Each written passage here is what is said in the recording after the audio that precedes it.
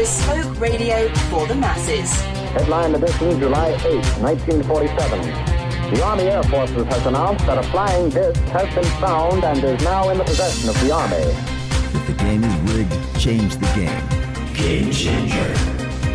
I occasionally think how quickly our differences worldwide would vanish if we were facing an alien threat from outside this world. This is Fade to Black with your host, Jimmy Church, on the Game Changer Radio Network and KGRA, the Global Radio Alliance. I need your help to get to the year 1985. You're listening to Fade to Black with Jimmy Church on the Game Changer Network. Well, good evening. It's Monday, and this is Fade to Black, bespoke radio for the masses. Yeah, man. Today's Monday, October 16th. 289 days into the new year, just 76 days left. We are live from a bunker somewhere in downtown Burbank, California, and I would like to welcome everybody listening all around the world, all across the United States, hither and thither, to and fro, back and forth, up and down, east and west, north and south, far and near. This is Fade to Black for KJCR, the Game Changer Network, and KGRA, the Planets. I'm your host, Jimmy Church. What is cracking, everybody? How you doing? It's Monday. I'm in the chair. We had a great weekend. We worked all weekend. We got a little playtime in. We went to a wedding on Saturday and got together with the family yesterday and barbecued some ribs. Nothing like barbecued ribs, the family, Burbank, in a perfect summer evening in Southern California. It was a great weekend for us, but we had to work all weekend. Man. Great week that we have lined up in front of us, by the way. Tonight, Bryan Lunduke is here, one of the smartest computer guys that I know. And if I say that, you know what that means. Brian is pretty serious. Pretty cool dude, too. And tonight, we're going to talk about hacking the Las Vegas shooter. And I don't know why. The investigators, all of these police departments, the FBI, ATF, whoever else is involved with this, the CIA, the NSA, the DOJ, and nobody can figure out what's going on. And everything changes daily on what should be a very, very simple case, I would think. So tonight we're going to talk about just that, hacking the Las Vegas shooter. Tomorrow night, Josh Gates of Expedition Unknown is going to be here. How cool is that? Josh is going to be, he's in Cairo, Egypt right now. He's out there filming for his show, and he's going to join us live from Cairo tomorrow night. Josh Gates stopping by Fade to Black. I cannot wait. I wonder what, so we're staying in Cairo, right? Now, I wonder what hotel Josh is in and what the view is. Can he just just look out the window and look at the Sphinx and the Great Pyramid? I imagine you could, probably anywhere from in Cairo if you're up high enough. Or is he just right there? So we're going to find out tomorrow night. Wednesday night, are you ready for this? Amelia Eon Karis is here. Oh, we're going to do a full evening of synchronicity, creating your own reality. That's what we're going to do on Wednesday. We talk about that a lot on this show, and we're going to just do a full night of it. And there you go. So how was that for a week on Fade to Black? Thursday night, of course, is going to be another Fader night with John Rappaport, and there's no more Fake Newsroom Live. Call-in numbers are 323-825-5045 or 323-275-9695. Follow us on Twitter at JChurchRadio, Facebook, YouTube.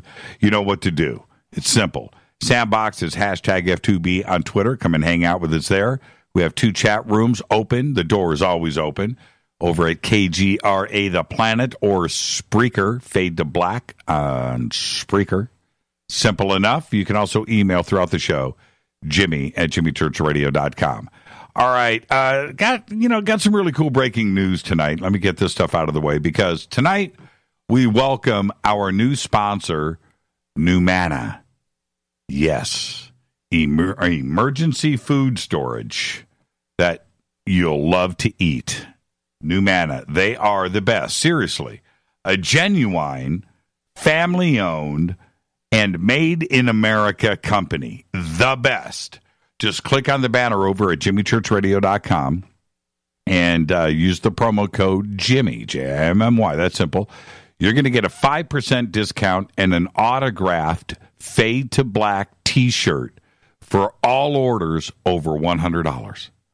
How cool is that? You're going to get a discount. You're going to get the best price anywhere. And because you're a Fade or not, you're going to get an autographed Fade to Black t-shirt. There you go. Now, I've tasted it. I've tested it. I've experimented with it. The food is amazing. All right. Now, we'll be talking about Numana for forever on this show. And I'm hoping that maybe tomorrow night or the night after, I'm pushing for this. You know, I think Dan is a little shy. Daniel, the owner of the company, great company, big company, but our newest sponsor. And I want him to come on the show and tell me, how did they get their recipes together? How do they do that? How do they make this stuff taste so good? It's amazing technology. So anyway, after myself and Rita freaking out last month, we went out and started prepping. And the next thing you know, it's called synchronicity. Things like this happen. And today we have the very best Numana emergency food supplies. Okay, so there you go. All you got to do is use the promo code Jimmy on any order over $100, 5% discount, and an autographed T-shirt. All right, also, Unity Workshops. I need to get this announcement out. Unity Workshops are starting production on the first series of their podcast. They are calling on researchers and experiencers on portals to join this project. Okay, so again, it's very simple. If you've researched portals, if you have experience with portals, join this project now. They need production help. They need producers, writers. You can go and sign up at uniwiki.org or just contact John at modernmasters.org or Rita at jimmychurchradio.com. You can sign up at uniwiki.org and volunteer, participate, and get this done. Wouldn't you like to be a producer on this series? Of course. If you're a researcher into portals, if you have experience with portals, we want to hear from you. So it's John at modernmasters.org or Rita at jimmychurchradio.com. Don't forget to subscribe to our podcast where we have over 730 archive shows, custom apps, Apple and Android, all platforms for just $2 per month. Go to jimmychurchradio.com, click and sign up. Very simple, easy. All platforms are right there. Or you can become a Fade or Not in our membership area. Very simple. Again, just go to the Bunker Cam, or you get the Bunker Cam. You're going to get a private email to me. You can even get downloadable archives that are commercial free. Downloadable, commercial free. Hats, autographed T-shirts, and yeah. So you can do all of that in the membership area. But our T-shirt section of the Fade to Black market, right, is now fixed on the website. So now you can order T-shirts again. We didn't know that there was a bug in the system, but it is now fixed. So you can go. All T-shirts are in stock. And by the way, everything is shipping. Everything is done. Everything is all cool over here. And now you can go back and order T-shirts right there on the website. Okay? If you want me to sign a T-shirt, just shoot me an email. I just placed an order. Shoot me an email. I'll sign a shirt for you, especially if it's for somebody else and it's a gift. I will take care of that. Okay, let's get the show cracking. Happy birthday to today. Flea is 55 years old. John Mayer is 40. and Suzanne Summers is 71. Our dead guy's birthday today is, there wasn't any.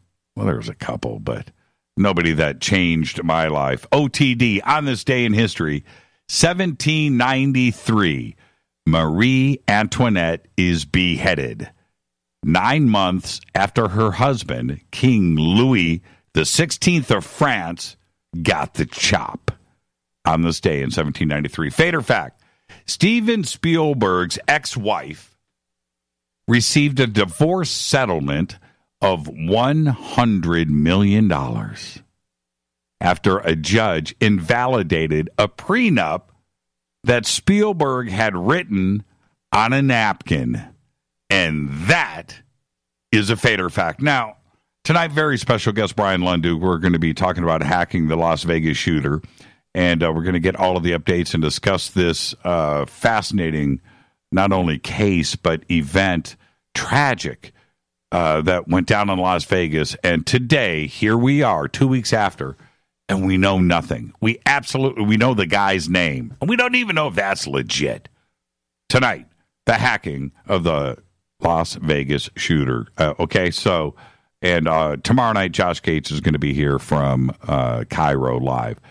But right now, I want to talk about, as I take a sip off of this River Moon coffee, don't forget to visit all of our sponsors, Life Change Tea, River Moon Coffee, everybody that New Pharma, GNU Pharma, all of the sites, all of the science, Ancient Life Oil, Sacred Skulls, now New Manna, and, of course, Bearing Optics. All of the information you need is over at jimmychurchradio.com. Every banner is ready to go. Click on it and go visit all of our sponsors. Now, Google's secret effort to scan every book in the world, codenamed Project Ocean, began in earnest in 2002 when Larry Page and Marissa Mayer sat down in the office together with a 300-page book and a metronome. Page wanted to know how long it would take to scan more than 100 million books. So we started with one that was just lying around, and they had a metronome, and they set that up to, keep a steady pace on the pages and the flipping. He and Meyer paged through the book cover to cover, and it took them 40 minutes to scan the book, 300 pages. Google approached the University of Michigan, a world leader in book scanning, to find out what the state-of-the-art in mass digitization looked like. And Michigan told Google that at the current pace, digitizing their entire collection at the University of Michigan, 7 million volumes, was going to take about 1,000 years. Well, Google told the University of Michigan that they could do it in 6. By 2004, Google had started scanning. In just over a decade, after making deals with Michigan, Harvard, Stanford, Oxford, the New York Public Library, and dozens of other library systems, the company outpaced the production. They had scanned about 25 million books. It cost them around $400 million. Now, it was a feat that just not of technology, but logistics. Now, think about this. Every weekday, semi-trucks full of books will pull up at designated Google scanning centers. The one ingesting Stanford's library was on Google's Mountain View campus, and the books were unloaded at one of a few dozen brightly lit scanning stations arranged in rows of about 6 to 8 feet apart. The stations, which didn't so much scan as they actually photographed books. Each station was custom built by Google from the sheet metal up, all of it, and they could digitize books at a rate of about 1,000 pages per hour. The book would lie in a specially designed motorized cradle that would adjust to the spine, locking it in place. And above there was an array of lights and at least $1,000 worth of optics, including 4 cameras, 2 pointed at each half of the book, and a range of range-finding LiDAR that overlaid a 3-dimensional laser grid on the book surface to capture the curvature of the paper. The human operator would turn pages by hand. And no machine could be as quick or as gentle, with the pages as you doing it by hand, and fire the cameras by pressing a foot pedal, right? So the human would flip the page, and hit the foot pedal, flip the page, hit the foot pedal. In August 2010, Google put out a blog announcing that there were 129,864,880 books in the world. The company said they were going to scan them all. Upon hearing that Google was taking millions of books out of libraries, scanning them, and returning them as if nothing had happened, authors and publishers filed suit against the company, alleging, as the authors put it simply in their initial complaint, massive copyright infringement. Now, when Google started scanning, they weren't actually setting out to build a digital library. No. A library where you could read any book there in its entirety. That idea would come later. Their original goal was to just let you search books. For books and copyright, all they would show you were snippets, just a few sentences of context around your search terms. They likened their service to a digital card catalog that you would find in the library when you were kids. Remember the Dewey Decimal System? You get it. Now, check this out. This is where it starts to get nuts. Statutory damages for willful infringement of a copyright can run as high as $150,000 for each work infringed. Now, Google's potential liability for copying tens of millions of books could have run into the trillions of dollars. A lot of money, even for Google. Now, instead of asking anyone's permission, Google had plundered libraries. This seemed obviously wrong, and it does, right? Just going in, grabbing books off the shelf, and copying them, right? It just didn't seem right. For sure, it was wrong, and letting Google get away with the wholesale copying of every book in America is setting a pretty dangerous precedent, one that might well render all copyrights everywhere worthless. Now, stay with me. What became known as the Google Books Search Amended Settlement Agreement came to about 165 pages and more than a dozen appendices. It took 2.5 years to hammer out the details. And this was going to court, and people were suing, and they were trying to stop this. Now, they described the negotiation as four-dimensional chess between the authors, publishers, libraries, and Google. And, of course, there's other players, too. You know this. Everyone involved, and I mean everyone on all sides of this issue, thought that if it were going to get this thing through, that this would be the single most important thing they did in their career. So nobody took their foot off the gas. Ultimately, the deal put Google on the hook for about $125 million, including a one-time $45 million payout to the copyright holders of the books it had scanned, something like $60 per bust, right? Along with $15.5 million in legal fees for the publishers, $30 million to the authors, and $34.5 million towards creating the registry. Now, it also set the terms on how to deal with out-of-print books. Newly freed, right? They would be displayed and sold. No more copyright. Copyright law is strange. I don't have the time to get into the details of it here. The United States has their copyright laws. Europe has theirs. And then the rest of the world has, depends on what country you go into, what the copyright law is. By and large, in Europe, you are covered under copyright for the life of the author plus 50 years. Automatic coverage. And the bulk of books, especially the older ones, they're all from Europe, right? Before 200 years ago, there wasn't anything, 250, there wasn't anything really published here in the United States. The great publishing houses were in Europe. So, anyway, and that includes Russia and, and China, and they were publishing in Japan.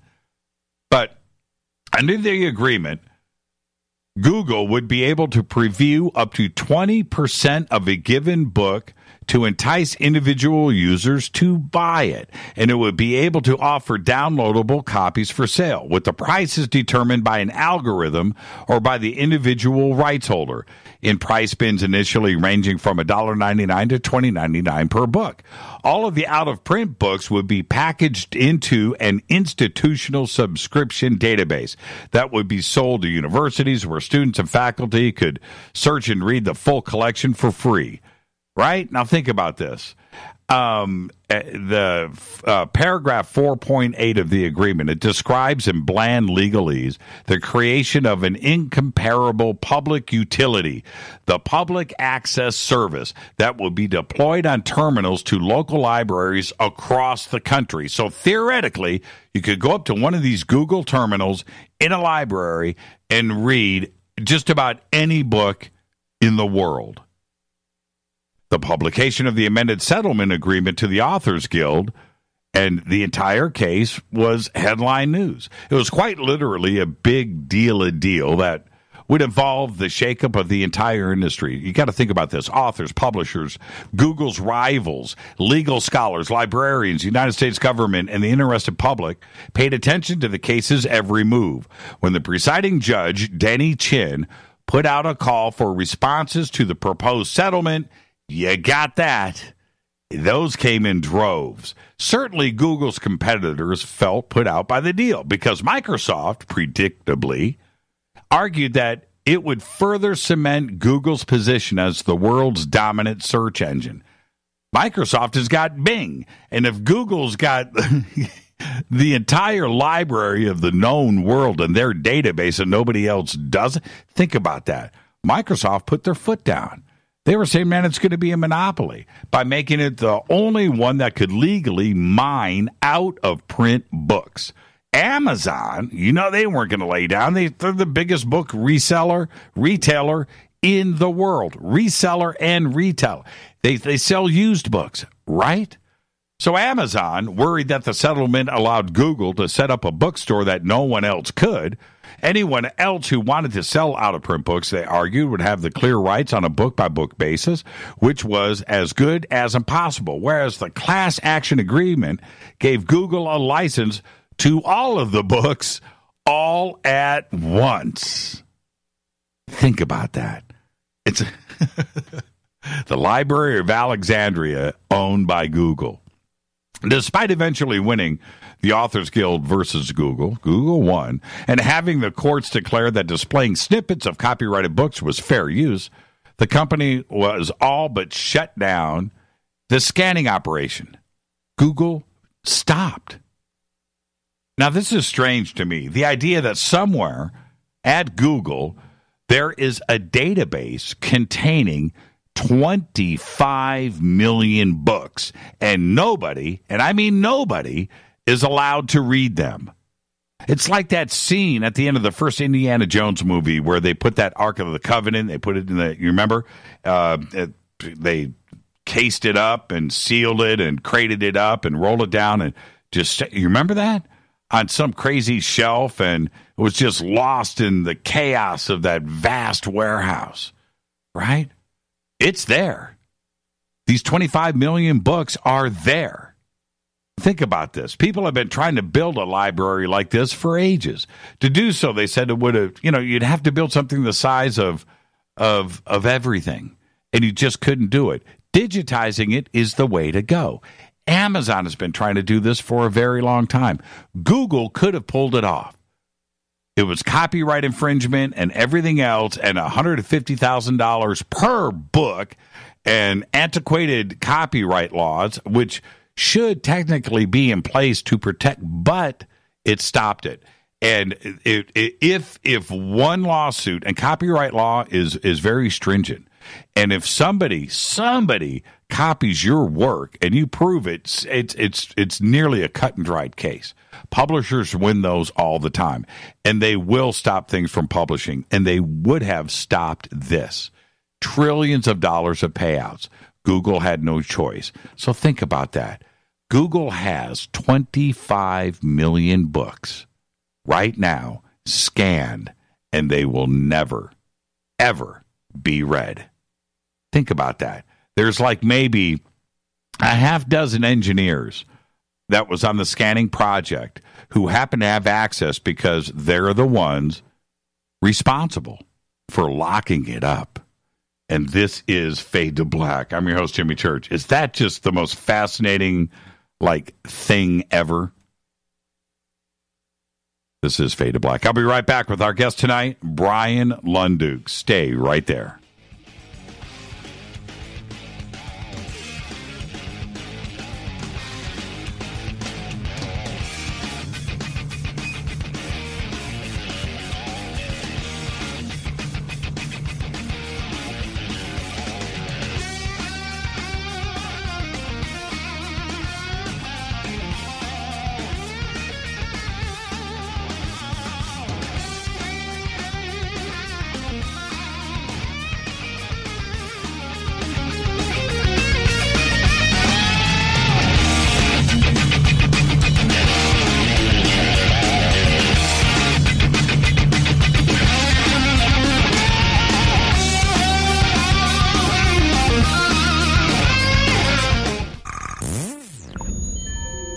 You're listening to Jimmy Church, Fade to Black. Fade to Black will now pause for alien identification. The station that talks the net. KGRA Radio. When you take the beans from Central America with dashes of Indonesian and African mixed in and then roast it to the dark side of Fade to Black, you create the ultimate brew of fringe. Introducing the Fade to Black blend from River Moon Coffee. Yes, River Moon's darkest customized roast was created for the love of Fade to Black. The alchemy of masterful roasting and smoking the beans is in every sip of this full-bodied, dark Java. I need my coffee dark, deep, with distinct bittersweet chocolate highlights, just like the bunker. Leaning further into the darkness of the roast is Fade to Black blend from River Moon Coffee. Just click on the banner at jimmychurchradio.com and use the promo code F2BBLEND for 15% off of your order today. Go Beckley Teppy. Hi, folks. Let's wind the clocks back 60 years. Food was different. Food provided health and nutrition, and using supplements was minimal. Unfortunately, now we have chemicals, GMOs, herbicides, and pesticides that can be quite lethal in the name of our food supply and, of course, the ever-loving dollar. Supplementing our diets can be very important to stay healthy. Cleansing from daily intruders to the body might be critical. Live strong and take charge. Log on to getthetea.com. Our herbal tea is a great way to cleanse from intruders. Our supplements is a great way to maintain and improve your health. When your health is not up to par, go to getthetea.com. No GMOs, no fillers, and organic, and very helpful in keeping you at the top of your game. Life is too short to feel, you know what I mean. Stay in the game, at the top of your game with getthetea.com. That's getthetea.com. Again, getthetea.com. 9 out of 10 geneticists agree. Fade to Black is not your father's radio show on the Game Changer Radio Network and KGRA, the planet. Win big with KGRA this summer. Tickets and hotel accommodations to the biggest conferences, autographed books and DVDs, chances to win all-inclusive conference cruises, and private dinners with your favorite KGRA hosts. Click the contest tab at KGRAradio.com for your chance to win big this summer. Your contact for the best alternative talk radio on the planet. KGRAradio.com. Hi, this is Rob Reiner from Anvil, and you're listening to JimmyChurchRadio.com. What's up? I'm Chris. What up? This is Kyle Massey, and you're listening to Jimmy Church Radio.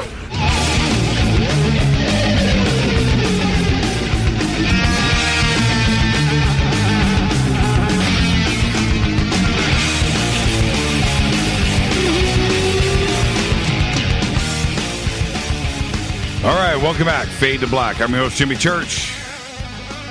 Tonight, Bryan Lunduke is here. Tomorrow night, Josh Gates is here. Wednesday night, Amalia Eon Karras is here. Thursday night's another Fader night with John Rappaport and his No More Fake Newsroom Live. How was that for a week of Fade to Black? Yeah. I love doing this show. Follow me on Twitter at JChurchRadio. Simple enough. Email is jimmy@jimmychurchradio.com. Bryan Lunduke is a technology journalist covering online security, privacy, hacking, and open source for Network World and various other outlets. And he's the host of The Lunduke Show, a daily program dedicated to online freedom and technology, and a popular speaker at technology conferences all around the country, with his live speeches having been viewed by millions. An Amazon.com best-selling essayist, Bryan has written multiple books about Linux, including one for children, by the way. And I've often wondered, I'm going to ask Bryan one more time, is it Linux or Linux? In his past life, Bryan was the vice president at video game companies. He likes what he does today a whole lot more, and I would like to welcome back to the show the one and only Bryan Lunduke. Bryan, good evening, my friend. How are you? Oh, man, I'm doing fantastic. Thanks for having me back, man. Linux or Linux? Linux. But it's a hard one. It's a hard one, I know, but it's Linux. But his name... yes, but he's Norwegian, and it's pronounced Linus over there and not Linus like it is over here. Okay. But really, it's okay. You can pronounce it however you like. You still get the idea. You know what? I'm still going to mess it up. So Linux, Probably. right? Linux? Linux. Yeah. Linux. So do you know, right. Do you know a rookie when he comes up to you? So, dude, man, I installed Linux, and I can't figure it out. And honestly, I get that almost every day. You have to. It's so confusing, and it reads the way that it reads. But okay, so it is Linux. Okay, indeed. All right. Let's go with Linux. Hey, now, man, we have a lot of stuff to talk about. Could I sidetrack you to what you were talking about before you brought me on for a second? Yeah, because it is a fascinating story. It is a fascinating story. Do we have 2 minutes to detour? Because when you were talking about digitizing all of those books and how those are stored digitally, there's a little story behind where those are stored. Where are they stored? So a significant portion of them are in the Google data center in the Dalles, Oregon. It's known as Project O2. They built this mammoth data center in the middle of Oregon, right on top, right next to the Columbia River, literally just right next to it. And they did that so that they could pipe in all of the water from the Columbia River and pump it up into these multiple, like 3 or 4 story tall water towers. And they use those to cool the servers and keep them from overheating all the time. So they constantly have an influx of ice cold water coming in from the river just to keep it cool. And that data center is absolutely mammoth. If you go to Google Maps or whatever other, map service you want to use, punch in Google data center at the Dalles, Dalles in Oregon, and you can zoom into the satellite view on that one. And it is huge. It is mammoth. It's this multi-building complex. And if you look at it and you look at the size of the cars on the satellite compared to the buildings, and you start realizing that those buildings are many stories tall and filled with servers, you start realizing that the amount of data that's in there is absolutely astronomical. In fact, it was estimated that we're talking at over 15 exabytes of data, which is over 15 million terabytes. It's absolutely just insane amounts of data that they can store in there. Now, and that's not their only data center. I'm looking at it here. Okay, let me go to 3D. Okay, how tall are these buildings? Several stories tall. They're so huge. There's, I think we're looking at probably around 4 stories or so. Right. This is you know what? Ginormous is not a big enough word. Not nearly big enough. Now, Wow. the crazy part is, what gets really mind-boggling is Google has multiple data centers like this all across the world. This was the second major one that they built. Now, a lot of that data is, in theory, mirrored by a data center that's outside of Provo, Utah, by the NSA called the Bumble Hive. Yeah, right. Which, if you look at that, it's called the NSA Utah Data Center. It's shaped kind of like a gigantic banana. Yes. But we have no idea what's going on in there because they're obviously a little bit on the secretive side. But if you think about it, that Bumble Hive one, and if you look at downtown Provo, Utah, and you scroll around until you find a gigantic series of buildings that look like a banana, you know you found it. But that one should be able to store multiple things the size of the Google data center, which is just mind-boggling. How many individual servers are racked up in one of these buildings? Do you have Well, if you any think idea? about it, so if there's, let's say that the building's 4 stories tall. I tried to do the math on this at one point. Right. You've got 4 stories tall.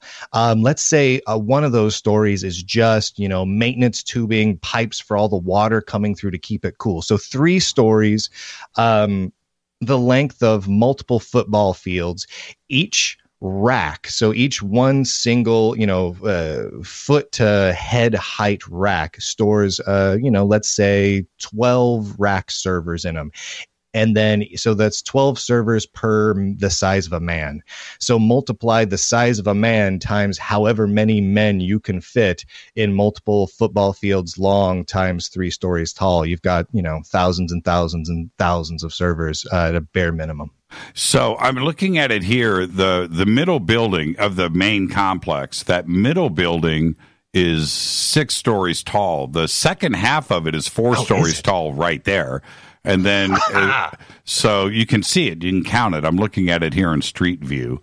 And then the building behind it, the one with all the cooling towers on it, let me go back up to a satellite view. God, this is just crazy. It is. It's insane. And it kind of dovetails in what we're going to talk about a little bit later tonight. But the amount of data that can be stored there, you should be able to fit all of those books that Google scanned and stored in a very tiny fraction of this data center. Wow. A very small, like not necessarily just like a closet, but the equivalent of a closet. It's a very small corner. And there's 1, 2, 3, 4, 5, 6, 7, 10 cooling towers on the end of this building. Yeah. So that's it.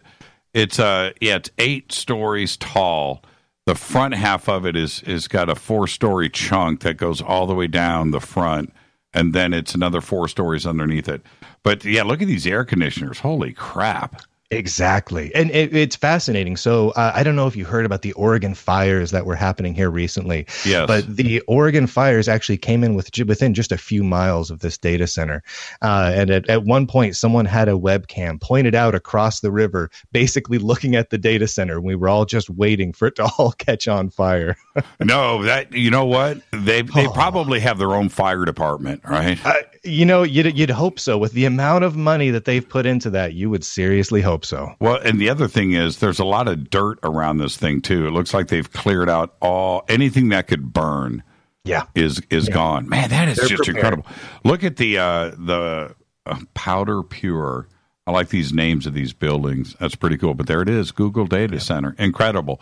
Yeah, Project O2. Yeah, and to think about that, for them to dump and lose $500 million, right? $500 million that they spent. They scanned all the way to, they basically shut it down in about 2014, but let's call it 2012. They started in 2002, 2003. So they spent 9 or 10 years on this project. They got 25 million books in. Remember, University of Michigan said that it was going to take 1,000 years to do 7 million books. Yeah. And which actually sounds pretty reasonable to me. But to get 25 million books done, and their goal was to get all 129 million on the face of the earth eventually scanned, they could have actually pulled it off. They could have. Man. They absolutely could have. And what boggles my mind is that as massive as that project is, it is a tiny drop in an enormous bucket of data that Google has collected and stores forever. And see, and here's the other, if there's a good side to the Google project, it's this one. A lot of books, the majority, like 99% of books are never read. They sit on shelves forever. Nobody knows who, what, when. They don't know, right? But if you can turn around and have access to those books where you can do search terms, that now you have access to books that they would have never been read, right? But now they will never be read. That's the crazy part about this. It's sad, isn't it? Yeah, because money came into play. Yeah, it's sad. I have very mixed feelings because I personally think that project is amazing for all the reasons that you stated. And me and Google, I've got some mixed feelings about Google and surveillance personally. And you do. But just the same, that project was a truly impressive one. And also, Amazon had said once that they were going to digitize everything in the world, right? So why were they upset? Because Google was possibly going to beat them to it. Why shouldn't they just get along and get this project done and figure out a way to work together on this?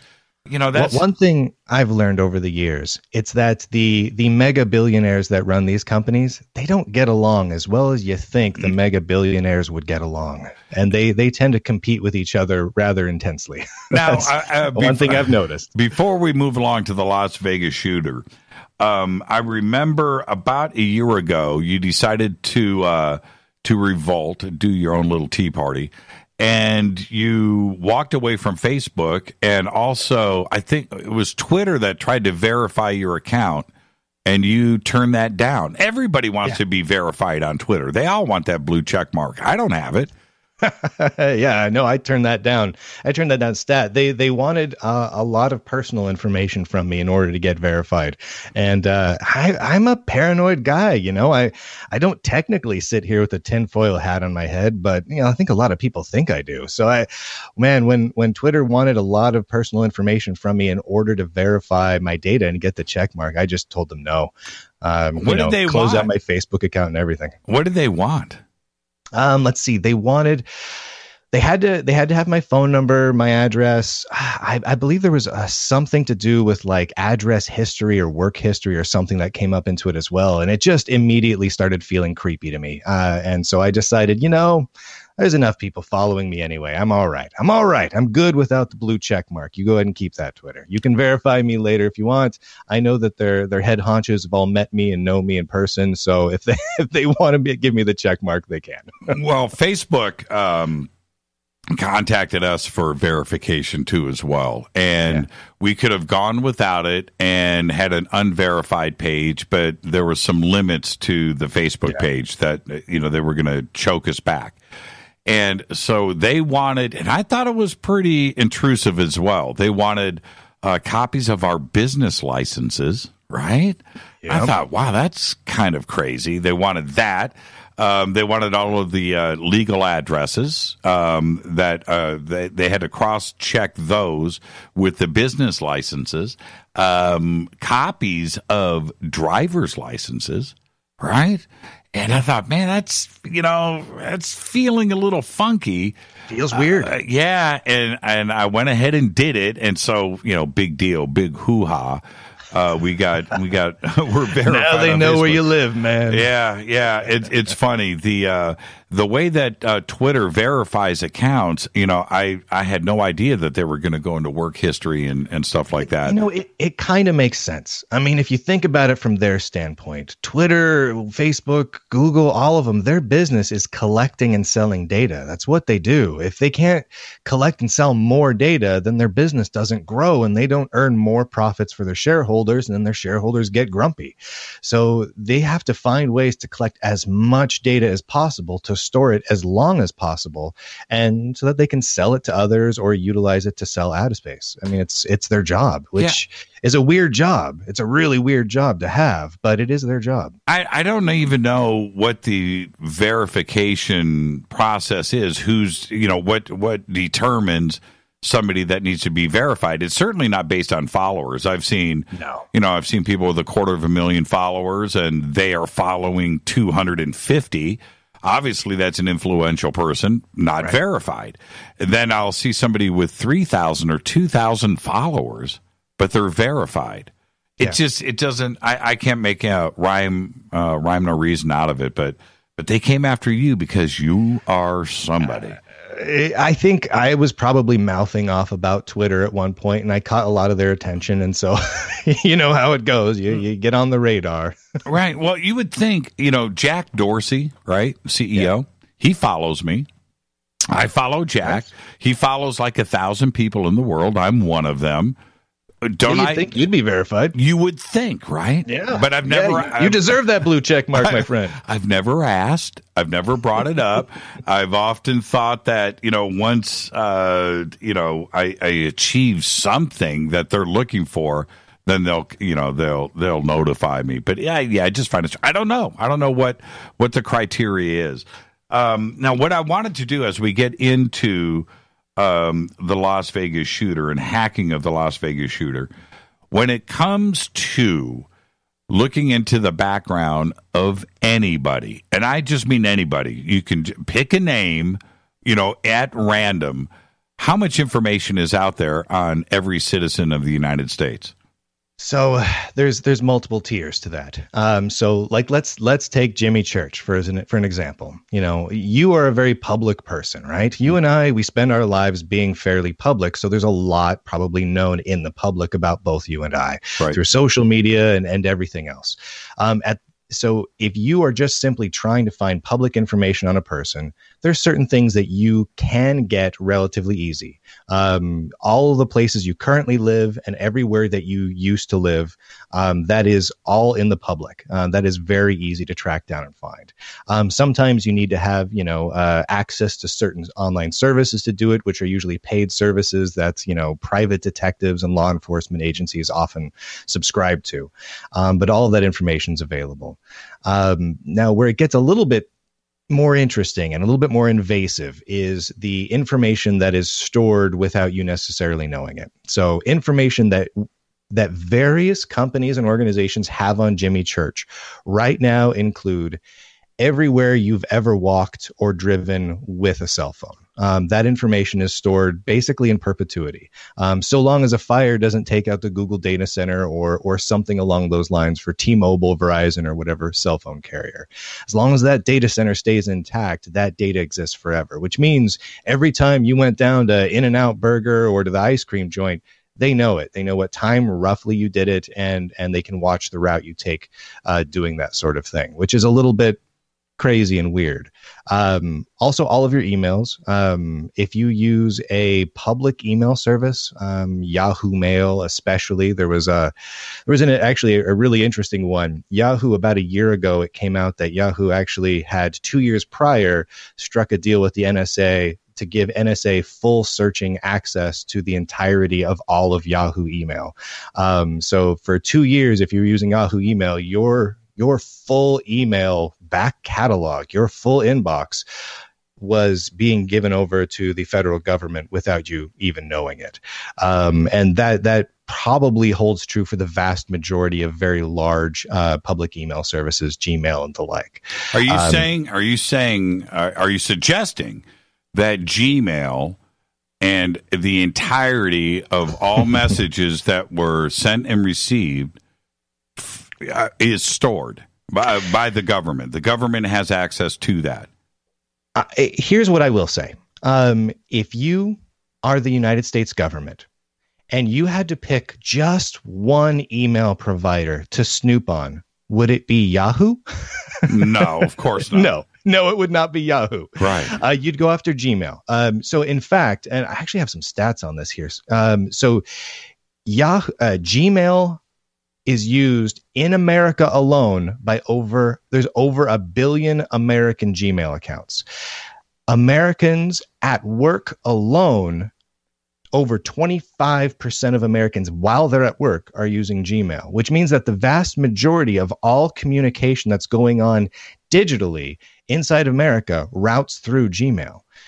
If you were the United States government and you were going after even just one email provider, it wouldn't be Yahoo, which tells me that they have access to Gmail as well. I know that if I were in charge of whatever program within the federal government it is that does this, and the only one I went after was Yahoo, I would probably get a very bad performance review in my job. Right. So realistically, that is, in all likelihood, you simply have to assume that they have access to it. The other side of it is when you start to look at the multiple data centers that the United States government has and the size of them, it wouldn't necessarily make sense for those to exist if they didn't have direct access to Google's data and weren't, at least for the most part, mirroring that data. It's the Bumble Hive in Utah alone should be able to mirror the vast majority of what Google has archived and stored. So it wouldn't have made sense to spend whatever billions of dollars they spent building that if they didn't have access to it. Now, what about private email servers like what I have? It gets a little bit harder. If you've got a private email server sitting on your own server somewhere in your own domain, they got to come after you specifically. That means that they have to think that Jimmy Church is important enough to get access to Jimmy Church's email. And that takes work. Assuming your server is fairly well up to date, has most of the patches applied, and is fairly well locked down, it is semi-secure. Right. There really is no such thing as fully secure email. Email was never designed to be extraordinarily tight security-wise. So there's just no foolproof, super secure internet service. There's a couple out there, one called Proton Mail and a few others that do a little better job than most, but there really is no fully secure system. But if you are using your own, like I use my own, right. So they have to come after me specifically. If you're using Gmail and they go after one person's Gmail, they've got everyone's Gmail account. And it's just a much easier thing for them to do. It's better bang for their buck. Yeah, so that's what we do.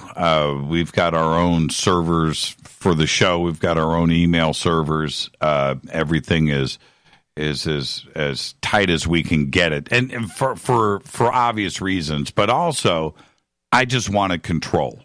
I don't like the thought of the cloud. The cloud just messes with me.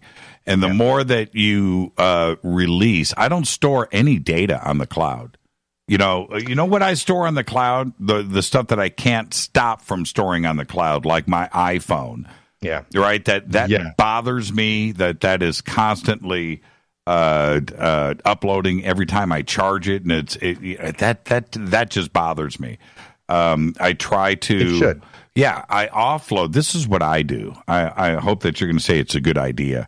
But I offload all of my images and video from my iPhone onto my own hard drives, and I delete it off of my iPhone so it's not going to the cloud. Right. I've seen so many people complain about that. Man, I can't get my stuff off of the cloud, and it's and now I'm kind of stuck. Can anybody help me here? And I wish that the old days would stay put. In that, right? Storing on you become a curmudgeon. You're yelling at the kids to get off your lawn, my friend. Well, yeah, I know, but worrying about hard drive space is a good thing. It is. Worrying about your cloud passwords because you screwed up, or a data center that just burned out, or whatever it is. Yes. I would rather have my stuff here, and if I blow it, then it's my fault. Right. This kind of brings up an interesting thing. There's a quote from a very wise man, a man named Richard Stallman, who is kind of one of the legendaries within the free software and open source movement. He's quoted often as saying, "There is no such thing as the cloud. There's just somebody else's computer. If you upload something and you think you're uploading it to the cloud, All that means is you're sending it to someone else's computer. It may be a big server, it may be a rack of servers, but it's someone else's computer that someone else has full control over, and you have no control. Zero. That's it. I have here in the bunker, I've got two 2 terabyte backup drives, right?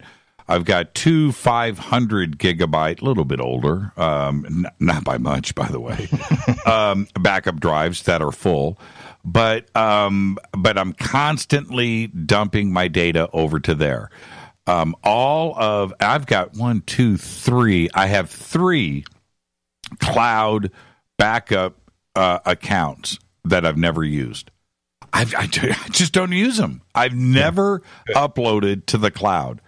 And that's it, man. If you're going to call me, if Lunduke's going to call me a Luddite, fine. Hey, man. Fine. Count me as a proud Luddite member. I carry the card, no doubt about it. Now, we're going to head towards a break right here. When we come back, we're going to go feet first into this Stephen Paddock Las Vegas shooter situation. But why is it, and you can help me set up for where we're going to go, why is it that we don't have any information? Are they actually struggling on trying to find data on this guy? No, there is an absolutely mammoth amount of data on him. Why we don't have the data, or at least the data isn't public, that's the confusing part. And one last thing, and then we'll hit the break.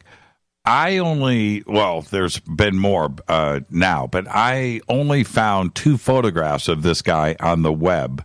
He's got to be the most least photographed person ever in the history of the known universe. I find that very interesting. Considering he spends all of his time in the most photographed and videotaped place on Earth and apparently has multiple cell phones, yeah, it's a little weird. Yeah, bingo. Our guest tonight, Bryan Lunduke. We are going to do it all tonight. This is the Hacking of the Las Vegas Shooters special event. We'll be right back more with Bryan right after this. Stay with us.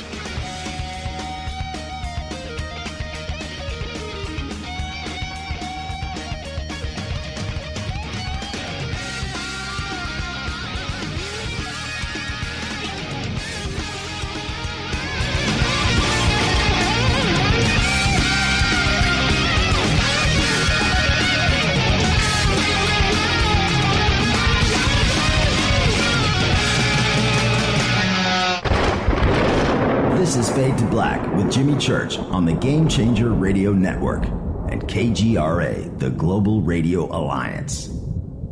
This is KGRA Digital Broadcasting Station, Salt Lake City, Utah, Van Buren, Arkansas. Hello, Fadernauts. This is Jimmy Church, and I'm introducing New Pharma, a company whose products are based on science. Human function based on the endocannabinoid system, or ECS.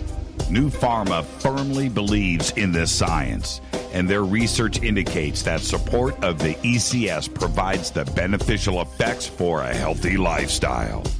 New Pharma's science includes relief capsules for pain relief, sleep capsules, which are natural support for occasional sleeplessness. Foundation is support for your ECS, and Fit capsules support your active lifestyle. Just click on the banner at jimmychurchradio.com and use the promo code F2B for a 33% discount on all of their products. Or visit newpharma.com for all of the knowledge on the science. That's GNUpharma.com. Go Beckley Tappy. You're listening to my main man, Jimmy Church, on jimmychurchradio.com. Hi, this is Ray Hobbs here, repping the planet, and you're listening to my good friend, Jimmy Church, Fade to Black, on the Game Changer Network and the KGRA Digital Broadcast Station. This is Toby Kebbell.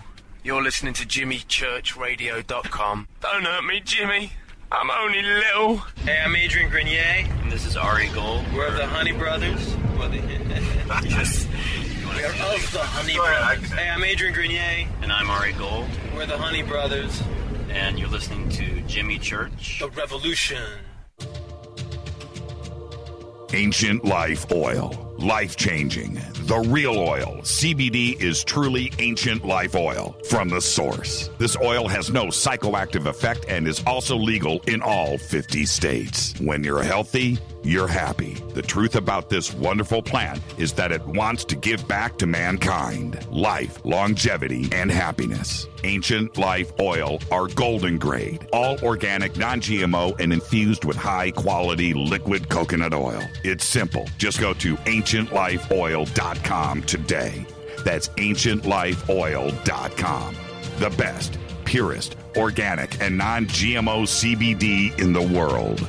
Go Beckley Tappy. The statements made regarding these products have not been evaluated by the Food and Drug Administration. These products are not intended to diagnose, treat, cure, or prevent any disease. Please consult your healthcare professional about potential interactions or other possible complications before using any product. This is Micah Hanks of the Gralien Report, and you're listening to Jimmy Church on Fade to Black, across the globe on the Game Changer Radio Network and the one and only KGRA Radio, The Planet.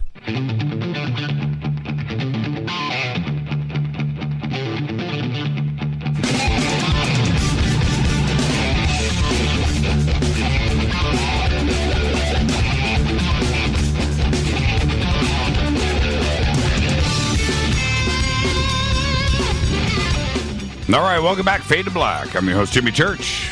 Follow me on Twitter at JChurchRadio. You can follow Bryan Lunduke at Bryan Lunduke. It's right there. He's always hanging out in the sandbox, by the way.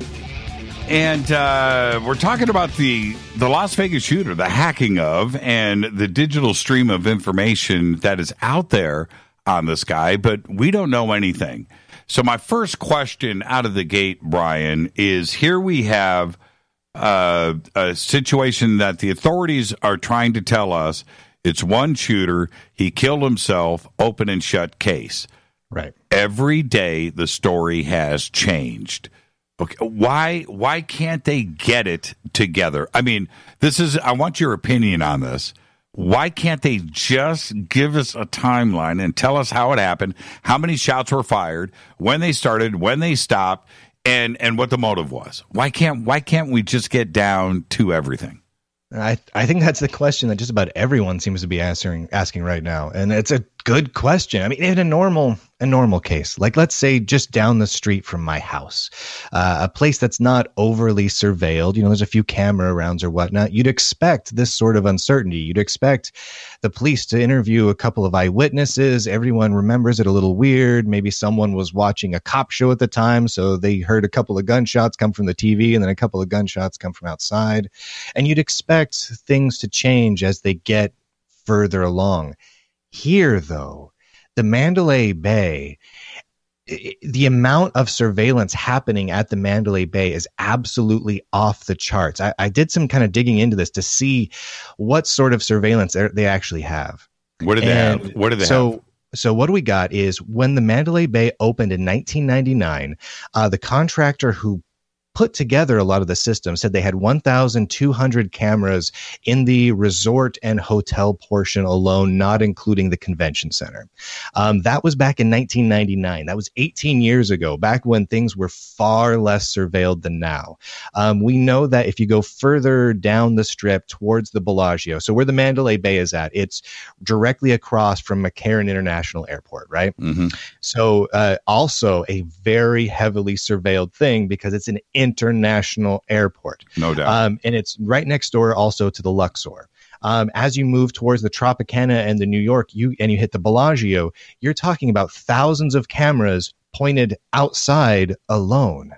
So it's not unreasonable to assume that there's at least 2 to 3 times the initial what they had back in 1999 there nowadays. We don't have exact numbers because for obvious reasons, the hotel doesn't necessarily want us knowing exactly how many cameras they've got and where they're all located for fear of an Ocean's 11 sort of scenario. Right. But thousands and thousands of cameras. And it's hard to really fathom that when you start realizing these cameras in most cases are fairly broad.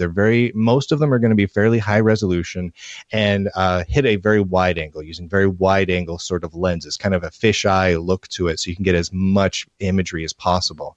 Not all of them are going to have audio, but many of them will have audio, which means that even if you're up on the 30 plus floor, you're going to have so many cameras that are going to be visible for the outside as well as the hallway side of that room. It would be almost impossible to not know exactly what's going on from the outside. So if someone breaks out a window, we should be able to know exactly when that happens. If someone shoots gunfire through a door, we should be able to know down to a second when that happened, because all of this is recorded. This isn't just a live stream where there's just a couple of guys who never blink looking at thousands of screens. Right. This is all recorded and kept long term and applied to facial recognition technology so that the hotel can use that to better serve their guests and to kind of, try and get more money out of their guests. That's their job. So it is baffling how the story has changed really at all. I guess I would understand it if, within the hour to 2 hours after the event took place, if the law enforcement simply hadn't collected the data yet, they hadn't gone down to the Mandalay Bay security office and gotten full copies of everything yet. But when you're talking about multiple days later, that raises a lot of red flags for me. This is such a heavily surveilled singular location that not knowing down to the second when things occurs just really can't happen. What about a social media presence? What did he have? Did he have a Facebook page, Twitter? I couldn't find much of anything that was still public. Anything that he did have seems to have been gone. I was kind of looking through what all I could find. Honestly, I could only find a couple pictures of the guy. It's amazing what little online presence this guy, this Stephen Paddock, actually had, especially when it's been reported that he had multiple cell phones on him and always had multiple cell phones on him. How many people have multiple smartphones on them? Very, very few. And even people with just one smartphone, well, they tend to have at least a few pictures of themselves at a cool place, or here's my dinner, or something. I'm not finding much of any of that with this, which is baffling to me. Do you think it is because they are covering up some type of operation, that maybe he could have been an agent, maybe he was some kind of going MK Ultra? Well, or maybe undercover, maybe he was FBI, maybe he was CIA, maybe there was something else going on and he was part of an operation, maybe he was gun running. I don't know. So much of it doesn't make sense unless there's something additional going on that requires the government to either cover up something that they did or keep things quiet while they investigate something bigger, right? I mean, it kind of comes down to why were there reports of so many people who recorded the event or took pictures of the event or texted about the event on their phones and then gave their phones to the FBI, and then when they got their phones back, all of that data was erased? We've gotten so many reports of that at this point. Why would that happen? That doesn't normally happen. I've known people who've been, witnesses to crimes before and handed their phones over to the cops and said, here's my pictures. And, when the cops gave them their phones back, I've never heard of the cop wiped my phone out. This is the first time I've heard of that happening, certainly en masse like that, which would suggest to me that, they definitely don't want some information out there. What the reason is. I haven't the foggiest, but they clearly don't want some information out there. And then we have the curious case. I want to spend some time on this. It's already popping up in Twitter. The security guard and the security guard's story. Now, we've heard like 3 different versions of it now. Yeah. The timeline has been shifted. What was originally put out, if you are going to have a press conference and you're the chief of police, right, and you're the dude and you got the stars on your shoulder and you're stepping up and you're presenting facts to the media, those are supposed to be the facts, right? You can't go back and retract that statement, and especially when the statement completely pulls it's like pulling a thread on a sweater, it completely comes unraveled, and now the press doesn't know what to believe anymore because they printed yesterday what you had said as fact. Now they've got to go back and retract your statements to their readers, and the readers are going to go, now, wait a minute. What are we supposed to believe here? And that's exactly what's going on with this case, a case that should be, by and large, very simple. Very. It should be one of the oddly simplest cases ever. I mean, it's a horrible thing that happened, but there's so many cameras there, so many thousands of cameras pointed at every angle from of the event itself. I mean, I don't want to make light of it, but it really should be something where we have so many angles on it. We should almost be able to do that thing that they do in movies where like you freeze frame and then the camera pans around the guy jumping in motion in 3D, it does like a full circle. We should be able to get almost every angle of everything that occurred. Obviously, probably not within the room itself for privacy reasons, but everything else, the windows on the outside, the event floor down below, the hallway, the door to the room itself, the elevators that were used, the parking garage, all of that should be very, very heavily surveilled. I'm not saying necessarily it should be in all places, but we know that this is Vegas and this is a very big hotel and that's how they work. The fact that we don't have that data now is a little bit disturbing. One thing that actually crops up into my mind when we're thinking about what if scenarios, right? What is happening here? Why don't we have the data? Is something being hidden? Is something being kept quiet while they investigate other things? Do they want to cover something up? There's a lot of what ifs there. And there's something that's really important to remember. Because there are thousands of cameras in the hotel itself. And then there's the hundreds, if not thousands of cell phones that recorded some information about what happened, even if it was just a blurry picture. Most of that data that came from the cell phones was not strictly stored locally. Most people have their Google and their Apple-based phones set up so that it syncs their photographs or their texts, etc., their iMessages, up to their Google and Apple services, which means even if they're wiped off the phone, unless specifically Google and Apple went in and deleted everything from the servers, that means that Google and Apple still possess all of that data. And at some point, as we've seen time and time again, things get leaked. So if things are trying to be covered up, my guess is at some point, someone will leak footage, someone will leak text, someone will leak pictures from the show floor on the ground, and we'll find out exactly what actually happened. How, when you delete a hard drive, now the reports are right now that are going around, is that the authorities grabbed everybody's hard drives, cell phones, laptops, and erased them. Yeah. When you do that, how erased is erased?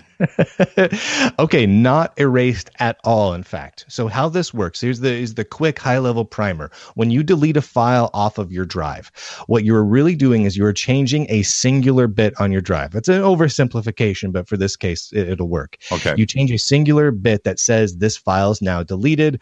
When we need space for other files, feel free to overwrite all these sectors or all these bytes of information on this drive with the new files, the new pictures, the new movies. So until those portions of the drive are overridden with new data, that data can all be restored and recovered with theoretically 100% accuracy, assuming someone wants to take the time to do it. So if anyone has phones that they got back from the law enforcement with files removed, with messages removed, and they feel like they want to take it to someone who handles this sort of thing, a digital forensics or recovery specialist, they can probably get that data back unless the law enforcement specifically use tools that zero out those files, which my guess is they probably did not do. I would be surprised if they did. When you see somebody, I'm going to stay on this subject. We're going to come back to this in a second. But when you see, some of these black hats and these guys, and the authorities are kicking down the front door and they're pulling out the drives and hitting them with a Makita, right? And they're drilling through the drives.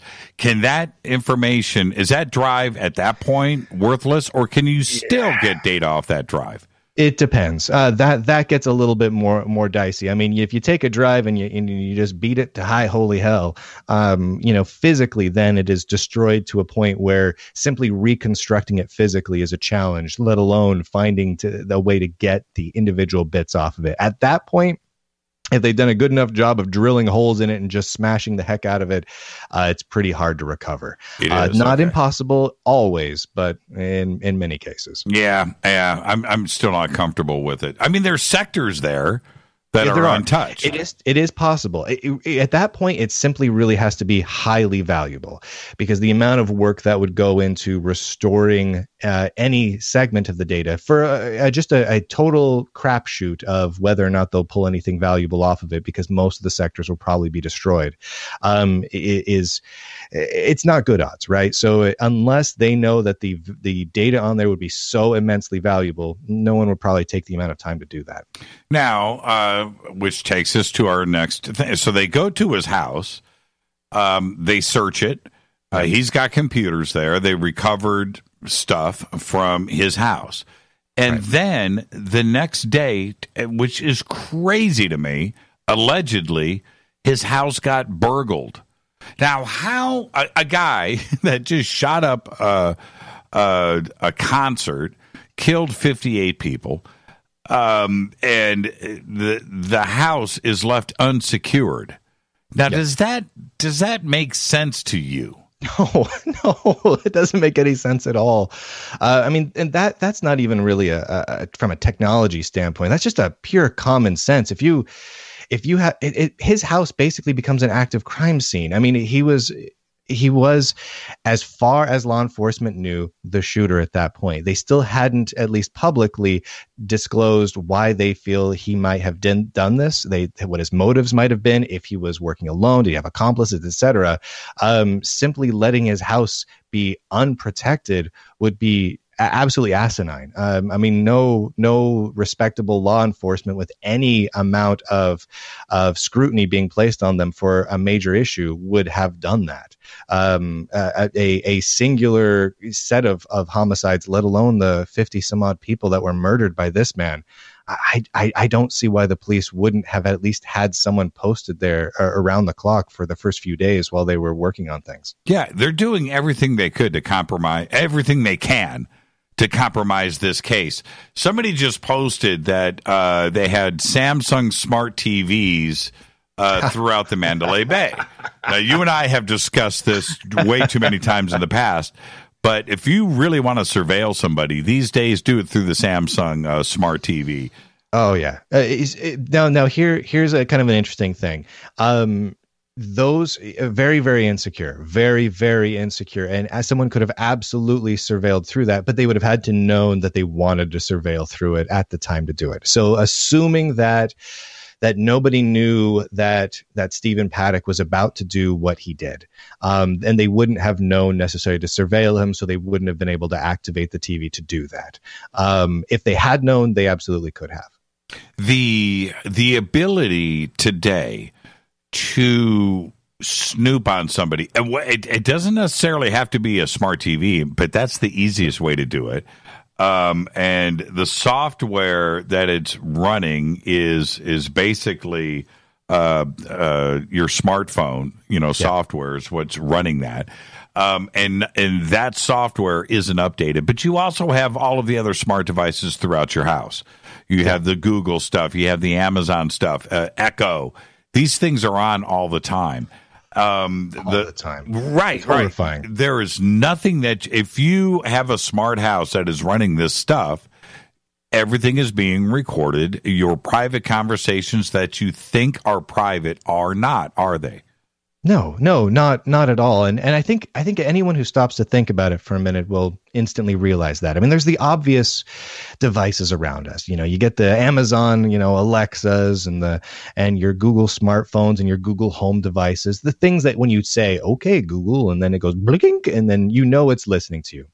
But there's many other devices that also collect data on you. In fact, more so than you probably think. So right now, there's around 15.4 billion devices that classify as Internet of Things devices. So kind of things that you just assume were dumb around your house, but that are connected to the internet and collecting some form of data in order to be used by the company that makes it to, market or to sell data to other companies.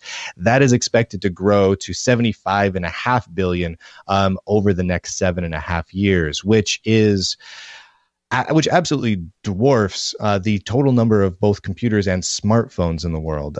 In fact, it should be to the point where there are roughly 15 to 25 Internet of Things devices collecting data on every man, woman, and child on Earth. And that includes third world nations that don't even have electricity. So if you start to think about that, that means that people like us here in the United States are going to be shouldering the brunt of the onslaught of Internet of Things type devices, which means you can really realistically expect at any given point 30 plus devices in your home or workplace that are watching everything you do. TVs, toasters, everything. There's an internet enabled crock pot nowadays, which just blows my mind. It's a lot of data, and some of that data is very innocuous, right? A good example of this. Let's say you just want to use your phone or Google's Home or Alexa to check the weather, right? You say, okay, Google, what's the weather, right? The only data then that's really being recorded is where you were at, that you wanted to check the weather, and the time you checked it. That in and of itself isn't that big of a deal. But if you extrapolate that out as a hypothetical and say, okay, you do that regularly, and then all of a sudden you say, okay, Google, what's the weather in Abu Dhabi? And it checks that for you. Well, then all of a sudden you've deviated from your standard patterns. That's flagged within a system. And they now know that you are in, let's say, Burbank, California, checking the weather all of a sudden in Abu Dhabi. Well, they can start to say, okay, well, now all of a sudden he's checking the weather again from his smartphone and he's at LAX. And they can start to piece together that, well, I think Jimmy Church is about to hop on a plane to Abu Dhabi. Right. And that's with just collecting really innocuous data. And a lot more data than that is being collected. There's microphones, there's cameras, there's everything. The data, because this was a Samsung smart television in the Mandalay Bay, you think that you are, once you close the hotel room door, that you are private. You quite simply are not. They have the ability to go back and hack his past on what he was doing in that hotel room for the last 4 days. Somewhat. Yeah, that is somewhat true. I mean, they can tell certain things, when he turned it on and off, what he did with it, that sort of thing. The problem with those sorts of devices, so there's certain types of data that is collected passively. So like, let's say Stephen Paddock had 2 or 3 cell phones on him, 2 or 3 smartphones. Let's say one was Android, one was an iPhone, right? Just for the sake of it, because we don't really know yet, even though we've been trying to find this out. Now we can tell where he's been, what he's been doing, who he's been talking to, what messages he has and hasn't sent. We can get the metadata, and in most cases, the voice transcripts of those calls. The law enforcement should have all of that. We know all of the websites he hit, even if he tried to clear some browser history. That's all stored, quote unquote, in the cloud anyway. So all of that is stored passively. That's always being collected on you. Always. You, me, Grandma Martha, all of that data is being collected on us and stored for perpetuity for all time. And it's searchable and indexed. What's not passive are specifically activating the camera and the microphone. This is where it starts to get a little bit specific. In order for the camera and the microphone to be recording significant amounts of data, they have to specifically activate it. And who they is basically anyone from Google, Apple, or any of the agencies that have access to that. So the NHS. Yeah, you know what I'm saying. Yeah. Well, what about the Mandalay Bay themselves? Could they activate?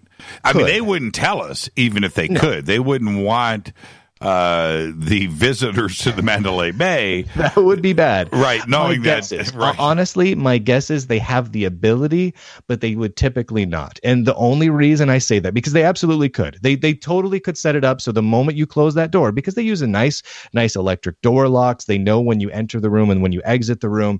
It's very sophisticated. So they absolutely could instantly turn on, say, the camera and microphone within a smart TV as soon as you close that door. They absolutely could do that technologically. The only thing that makes me think that they probably don't is because the possibility of a lawsuit, if that becomes public, just is so high. I think they want to avoid those lawsuits if they possibly can. That's the only thing that makes me think they probably don't do that, but I have no way of knowing one way or the other. Okay, so that's with the smart TV. But let me ask you this. Is there the possibility of a camera being inside that room for security reasons or whatever, not only in the Mandalay Bay, but in every major hotel on the Strip? They videotape everything everywhere. Do you think there is the possibility that the owners of these hotels have cameras in those rooms that they are not telling you about? I think that possibility is high. I think, again, if I were them and I was obsessed with surveillance for, just for my own business, right? So it's for my own money making usage and my own protection. Having those cameras, I could see. I think I would be hesitant to enable those cameras unless, for example, the police contacted me or I thought there was a very legitimate reason to do so, simply because, again, if that information got leaked out somewhere, the potential for a lawsuit is just too high. I mean, we saw when Edward Snowden, went public, and we got, a kind of an inside look at the PRISM program. And the PRISM program allows basically the NSA to do searches on people, find data, collate it, all that data together. And part of the functionality allows them to find the machines that they probably are using and activate the webcam without them knowing it. It's come out that, that's happened a lot. And pictures and video were kept of people, in compromising situations. Now, the NSA can kind of sort of get away with it because they're the government, But if you're the Mandalay Bay or the Bellagio or New York, and that comes out, you're a for-profit institution that just got caught with your pants down spying on people. Right. And that's too big of a possible liability. I would hope that the Mandalay Bay wouldn't do that. Now, in this case, it would have been actually useful and beneficial to have that data. But my guess is they probably haven't activated the cameras if they're there. I would assume. Let's take a break right here. And while you were mentioning this, I just checked all of the laptops. I have 4 of them sitting in front of me to make sure that my tape was in place on all of the cameras. I do. They're all taped up, man. I've got one camera in here that I'm waving at that is independent of everything else, man. I keep that stuff on lockdown. This is Fade to Black. Our guest tonight, Bryan Lunduke. We are hacking the Las Vegas shooter. More with Brian right after this short break. Stay with us.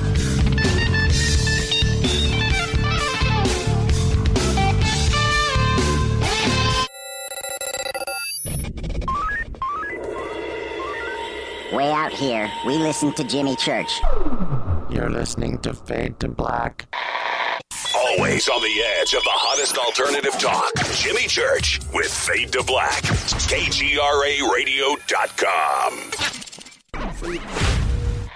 ¿Qué tal, mis amigos? Yo soy Mario Carson, el tiburón, y los invito para que escuchen a mi buen amigo Jimmy Church Radio. ¡Claro que sí!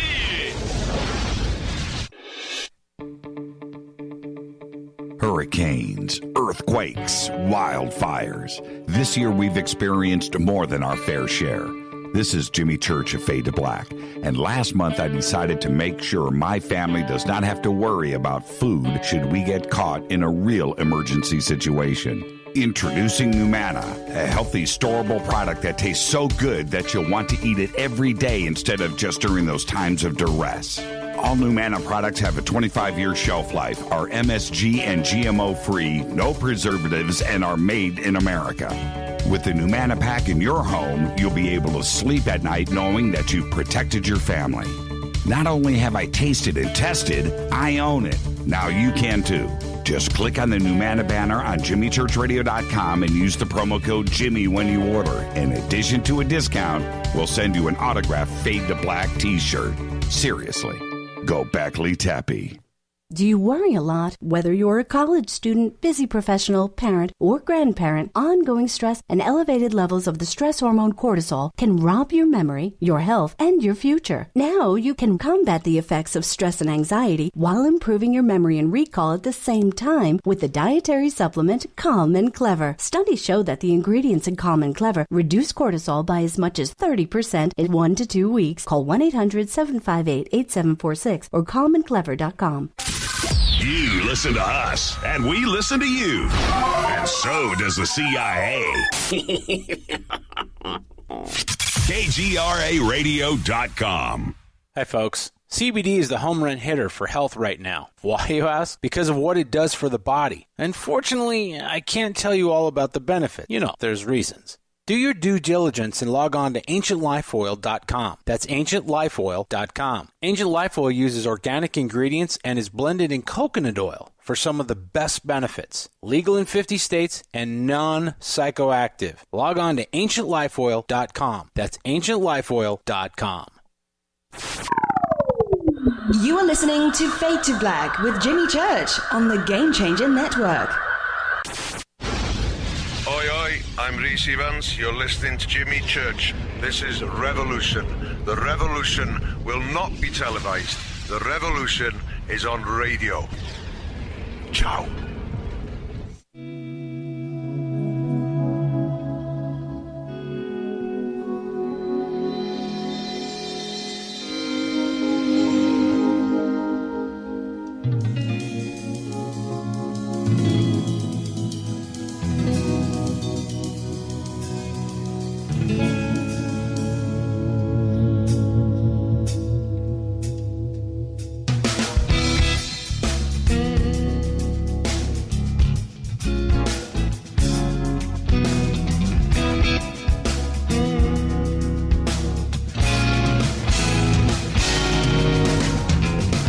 All right, welcome back.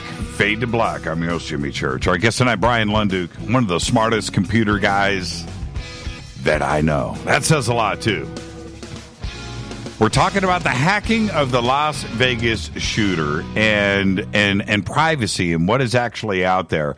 And, Brian, you recently shut down your Facebook page. When you go and close a Facebook page down, okay, that's one step. But how much is still left behind? Oh, this is actually kind of interesting. So there's a couple of different approaches you can take. You can disable your Facebook account, which basically does nothing except keep you from logging into it.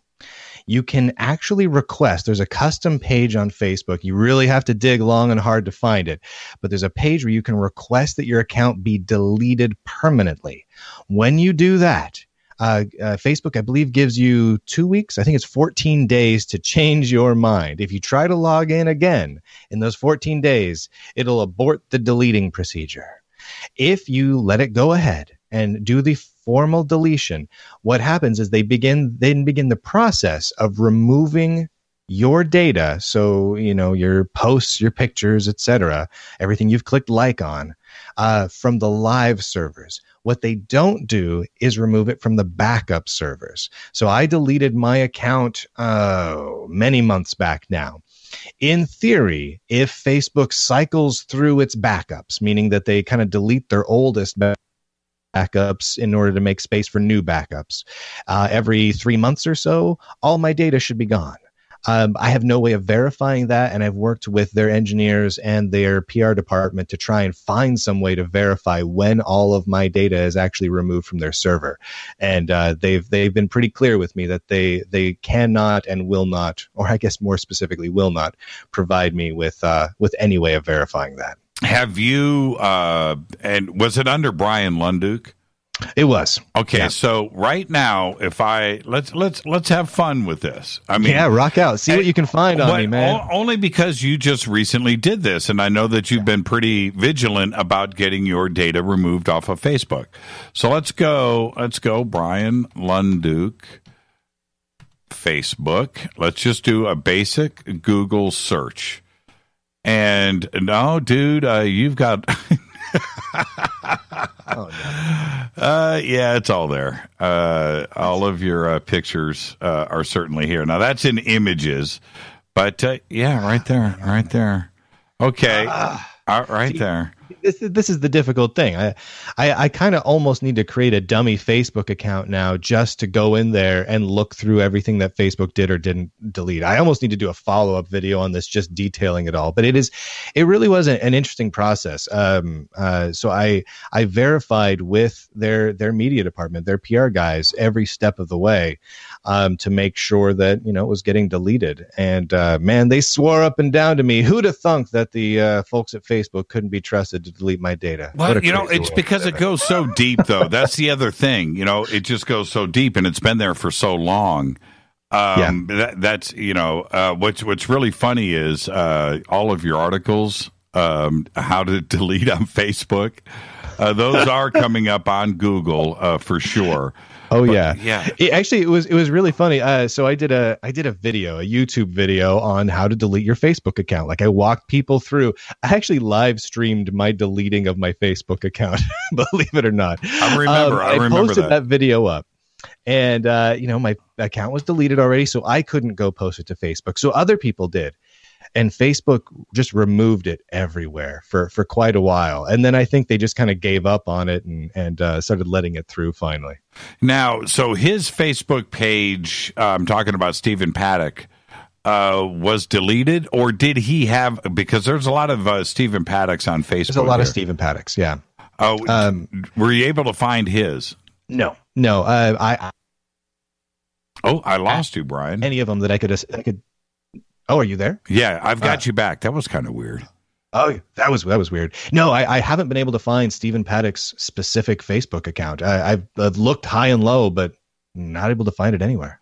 Yeah, interesting. Because even if his Facebook page was deleted, you would think that there would be a trail. There should be, and more to the point. Even if there's not a trail for you and me, there's a trail for Facebook. Facebook has all that data, at least for several months. Facebook actually makes a formal statement when you delete it that the data may be on their backup servers for up to 3 months. And I think that is because they do rotate through their backups, though I don't have actual confirmation of that.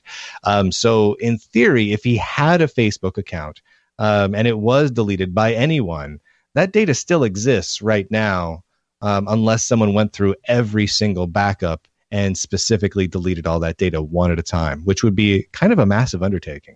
Well, I would also think this before we move on. If I went and committed some crazy crime similar to this, robbed a bank or, some strong arm, like Stephen Paddock's dad did. Like his dad did. Right. Yeah. And I went and deleted my Facebook account and deleted my Twitter account. I think it would be a pretty safe bet, since we're talking about Las Vegas, that my prior history on the internet, no matter what I tried to delete, would come up. And I don't think it is anywhere near being secure. And let me give you another point. I go and I delete. Let's say I want to go work for some company, right? And I go and I delete all that crazy partying stuff that I was doing in bars, in Tijuana, those pictures that I posted, right? And 6 months later, I'm trying to apply. And I think that I've safely deleted everything, but they, nice forensic background check, and all of those pictures of me in Tijuana are still in the public domain somewhere. Yeah. And I think that is my point that I'm trying to make to the audience, that if your data is never secure. You can delete whatever you want. It is still out there. And with this criminal, he's dead, deceased, Stephen Paddock, that information is still out there, even if he deleted it before he shot himself. Yes, absolutely it is. So there's multiple services online like archive.org, which is the Internet Archive. So if there's information on a publicly accessible website that has been added to this service, which most of the major sites, Twitter, everything else has been, anything you had posted is mirrored on archive.org. It's basically just an archive of the Internet at any given point in time, which is a massive undertaking, but it's there. And it's an interesting service, especially when people like politicians post things on Twitter and then delete it later, and you can still go back and look at exactly what they posted and when.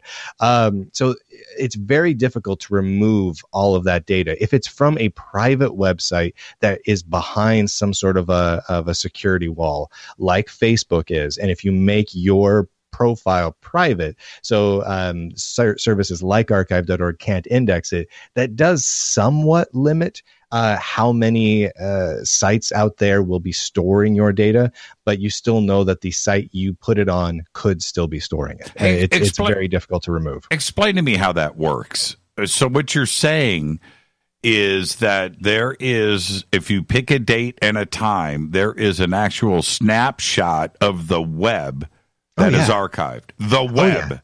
It's fantastic. Actually, a really fun thing to do is go to archive.org, pick a website, and just as a simple one, you can just pick, Fade to Black, or I've done that. You can just go to apple.com or google.com, go to archive.org, put in your URL in there. If at any point that's been indexed, it'll give you actually a calendar view where you can select the day and the time, and you can see roughly what that website looked like with the content, the text, the pictures, everything at that exact moment. Wow. I'm here. I have never been to this website, but it's all here. Yeah. Television archives, feature films, spirituality. Wow. Community indexes, community videos. It's wild. Everything is here. Okay. So I can search anything. So let's go with www.jimmychurchradio.com. Okay, let's see how far back it will go with. Really? So it's all here. I'm looking at it here, and I can go back to 2010, and which I'm doing now. Okay, this is You want to find something really crazy? Take twitter.com/jchurchradio. Go back to 2011. Specifically, I'm going to September 21st, 2011 at 1400 in the evening. And I can go and I can see what your Twitter page looked like at that time in 2011. Are you kidding? So what does my Twitter page look like back then? Let's pull this up here. Clicky, clicky. It's a little slow to load up. All right, here we go.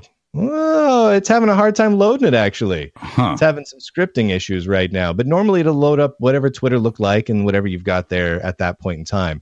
It's not going to give you, a fully functional version of the internet as it currently sits, but it gives you little snapshots of individual pages. Yeah, I'm looking here. So I've got 139 snapshots of my original page. And here it comes. Wow, this is trippy. I know, right? It's a little bit crazy. And the reality is they're not the only one doing this. Google, most search engines are doing this as well. They even provide archive services at various points in times where you can actually see what a particular web page looked like, a little kind of thumbnail previews and quick searchable indexes from different points in time over the years. Wow. And this is valuable data for them. They can use that to data mine trends. They can look at, what things have happened over time. This is valuable data. And again, all of these companies, all these organizations, archive.org is a little different. It's more of a public service sort of thing. They operate off of donations, but the rest of them, they make money off of this data. It's valuable data for them. They're not going to delete this data. It just like all of those cell phones of people who were taking pictures and tweeting about it and sending text messages about this horrible event that Stephen Paddock was firing at people. All of that data is still stored, even if it was wiped off the phones. As long as that data made it up to the cloud, any of those services, Apple, Google, Facebook, Twitter, Yahoo, whatever it is, and even if you go in and delete that from your online account, in the vast majority of cases, that data is still stored and indexed by that service provider. So that data can, and often in cases like this, will eventually become public because the system administrators of those systems have access to it. I'm looking at my information here, which is pretty scary.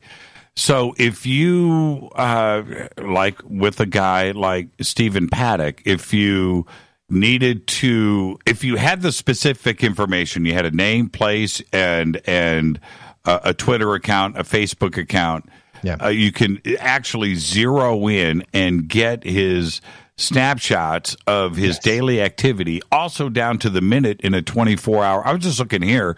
It's 149 snapshots of my website on one day. Right? Exactly. It was seeing that changes were occurring, so it kept grabbing more snapshots. And this is the problem I was running into in trying to find information about Mr. Paddock, is I couldn't find the page to look at the archive for. No Twitter, no URL over on Facebook for me to link to. If I could find those URLs, I could go back over to services like archive.org and see what used to be on them. I can't find this person's stuff. Here's another thing that blows my mind. He had multiple smartphones, right? Right. Which means, wouldn't you think he would have a Google account? I mean, if one of those smartphones, odds are, was an Android phone. It's the most popular. Going on odds, he has an Android phone. You cannot have an Android phone and use the Google Play Store without a Google account, which means that there is what's called a Google Plus account, which is Google's social media thing. Even if he's never used it, the account exists. Where the heck is it? I look everywhere for the darn thing. I can't find it. If I could find it, we could look at things like any reviews he's made, that sort of thing. Now, we know that this is the kind of guy. So the room he was checked into that night was comped to him, right? Mm-hmm. It was comped to him because he was a heavy gambler. Those are the kind of people that, well, they make reviews. They post reviews because you post reviews in places and sometimes, they give you little kickbacks. There's no reviews anywhere for anything that I can find. And that is very, very confusing to me. I mean, even me, I am privacy conscious. Again, right. It's impossible. Don't have a tinfoil hat on. It's impossible. It's impossible. Yeah, you can find so much stuff on me that I've reviewed, and I try not to review things. So I can't find this guy's stuff. Is it possible to go and wipe this guy's history? Is it possible to go in? I would think that there are so many places to go and erase. You couldn't do them all. But no, it appears it is not possible to do them all. However, some of these are very easy and low-hanging fruit. Getting rid of the public presence on Facebook or Google. That's easy to do, right? Right. What's not easy to do is to get rid of all the backups of it. So this is where we're at right now. That data is not publicly accessible to you or I right now. At least it doesn't seem so, which is strange. But there is very little likelihood that the manpower was already in place to actually delete the backups for it. So the backups have to exist currently. So it appears that he was erased before the shooting. Now that was my guess as well. That's what it appears to be.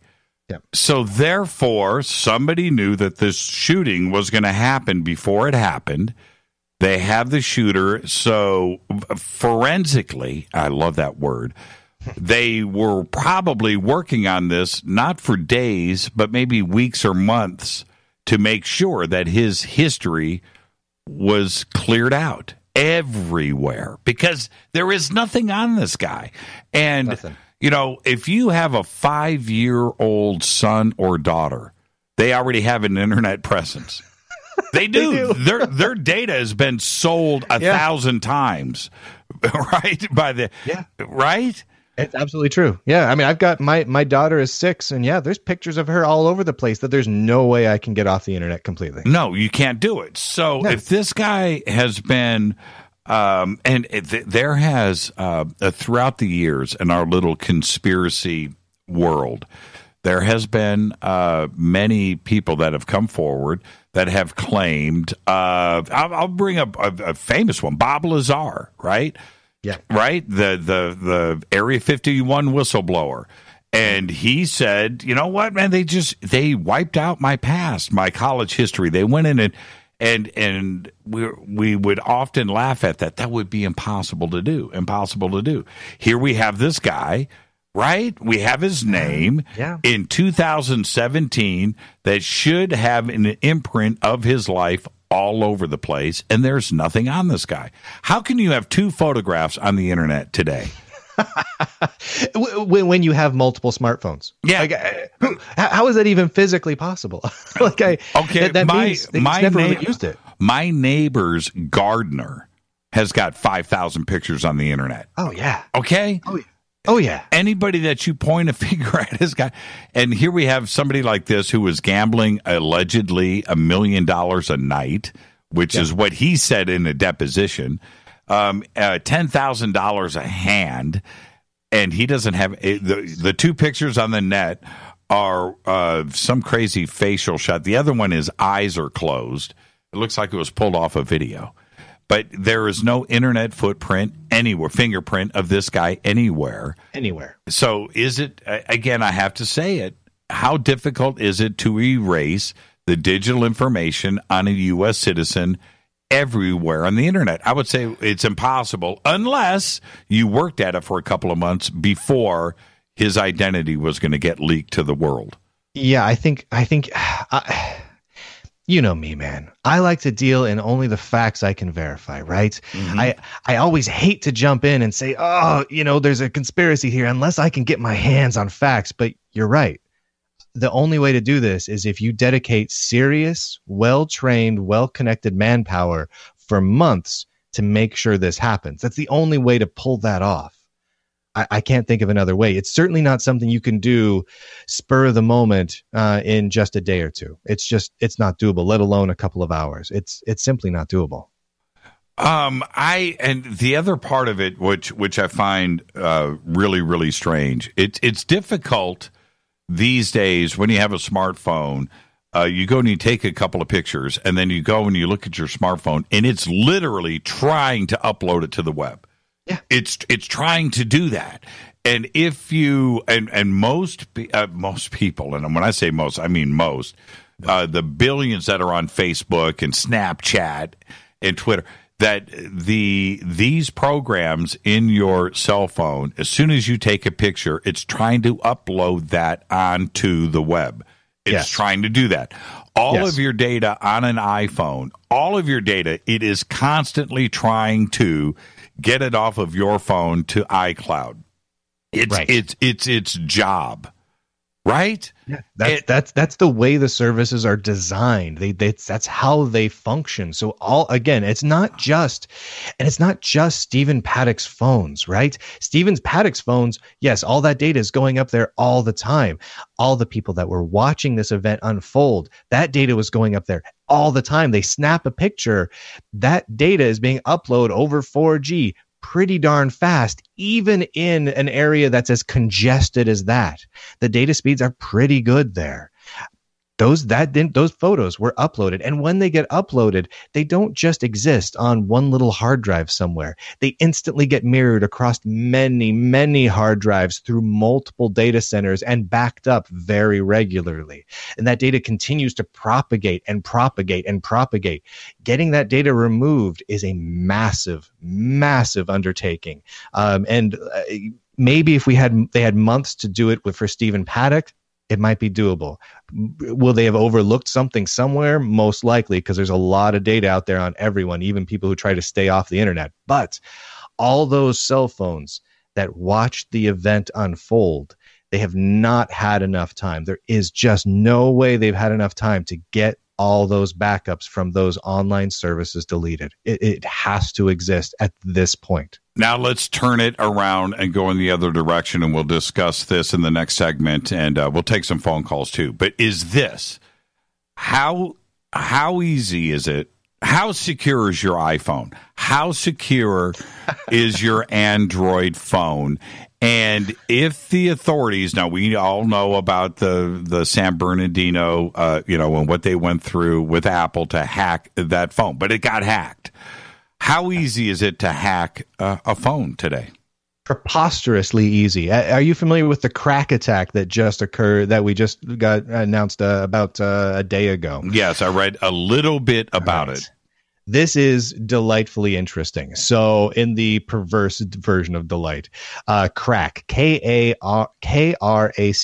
If you go look that up, basically what has happened is there is a vulnerability in the way Wi-Fi security works, in WPA2 protection. So if you have a password on your hotspots or the like, it is extremely easy to break through that using this particular attack. This is not the first attack of this kind to come out, and most of these attacks, crack included, are known about by the government for a long time, often years before it becomes public knowledge, which means it is extremely easy for any agency who has that information about how to initiate that sort of attack to gain access to your Wi-Fi routers, your cell phones, your computers. It's extraordinarily easy, astoundingly easy. Even if you do the right thing and secure your routers with really long passwords, it's just simply not enough. And the same is true of just simply on your cell phones as well. There really is no way to secure it. There is, inside your cell phone is something called the baseband. And the baseband is a closed down, basically think of it like a little mini system that resides inside your phone. It's locked down. You have no idea what it's doing at any point in time. And it has complete access to everything on your phone. All an authority has to do is get access to the baseband, and they can fully control your phone. And from our understanding, the NSA and other agencies do have that full access. So there really is no actual security from anyone who has access to these portions of your phone. There just simply isn't. Is it when somebody thinks that they've got the coolest pass key, right? Yeah. When they announced the iPhone 8, and they actually said that your thumbprint or fingerprint is not secure, right? It's only 1 in 50,000. Now right. that kind of freaked me out. I didn't know. I thought that the scanning that was happening on the little pad on the bottom of the phone was actually reading just my fingerprint. I know that my fingerprint isn't 1 in 50,000, but right. 1 in 50,000 can actually punch this, and that's what they are telling you. Yeah, I'm not buying that. It's obviously not secure at all. Not at all. Right? Not at all. So let's take a break right here. I want to continue this because it's one of the most fascinating parts about this is how secure is your iPhone? How secure was Paddock's iPhone? Well, not very. And let's discuss Android when we come back. Hacking the Las Vegas shooter. I'm your host, Jimmy Church. This is Fade to Black. More with Bryan Lunduke right after this short break. Stay with us. Hi, everybody. This is Rob Halford, the Metal Guard on JimmyChurchRadio.com. This is KGRA Digital Broadcasting Station. Salt Lake City, Utah. Van Buren, Arkansas. Okay, nurse, let's get this man to the ER stat. Right away, doctor. We see this every day. Heart attack or angina pain due to blocked and clogged arteries. Chelation can remove obstructions or blockages from arteries and help avoid painful and expensive surgery. Now there's Angioprim. It's a liquid oral chelation product that you take with juice. You start to feel the results fast. Angioprim increases blood flow all over the body, and that means more energy and strength to take on the day with less aches and pains. 60 years of research has gone into chelation, and Angioprim is the result. A safe and easy way to unblock your veins and arteries from buildup that slow circulation. Paging Dr. Jones. Please report to the emergency room right away. Log on now for a special radio offer from Angioprim. That's angioprim.com/radio. ANGIOPRIM. Angioprim.com/radio or call 877-882-7221. That's 877-882-7221. So, you love talk radio? Then you'll love TalkStreamLive.com. TalkStream Live is always on, 24/7 with the best streaming talk shows. Find your favorite talkers and discover some new ones. It's free, readily available online or on the smartphone or tablet. Finding your favorite talk shows all in one place has gotten a whole lot easier. Just go to TalkStreamLive.com. Be sure to download the free apps from Google Play or the iTunes App Store. Your contact for current news and trending topics. KGRARadio.com. Hello, Fadernauts. This is Jimmy Church, and I'm introducing New Pharma, a company whose products are based on science. Human function based on the endocannabinoid system, or ECS. New Pharma firmly believes in this science, and their research indicates that support of the ECS provides the beneficial effects for a healthy lifestyle. New Pharma's science includes relief capsules for pain relief, sleep capsules, which are natural support for occasional sleeplessness. Foundation is support for your ECS, and Fit capsules support your active lifestyle. Just click on the banner at jimmychurchradio.com and use the promo code F2B for a 33% discount on all of their products. Or visit newpharma.com for all of the knowledge on the science. That's GNUpharma.com. Go Beckley Tappy. Did you know that when you're on the road with limited data or Wi-Fi available, you can still listen to every minute of Fade to Black by just calling 605-562-4482. No smartphone, app, or internet needed. It saves your data plan and no extra cost if you have unlimited minutes. Just call 605-562-4482. You can listen to me, Jimmy Church, on any phone, anytime, anywhere. Go Beckley Tappy.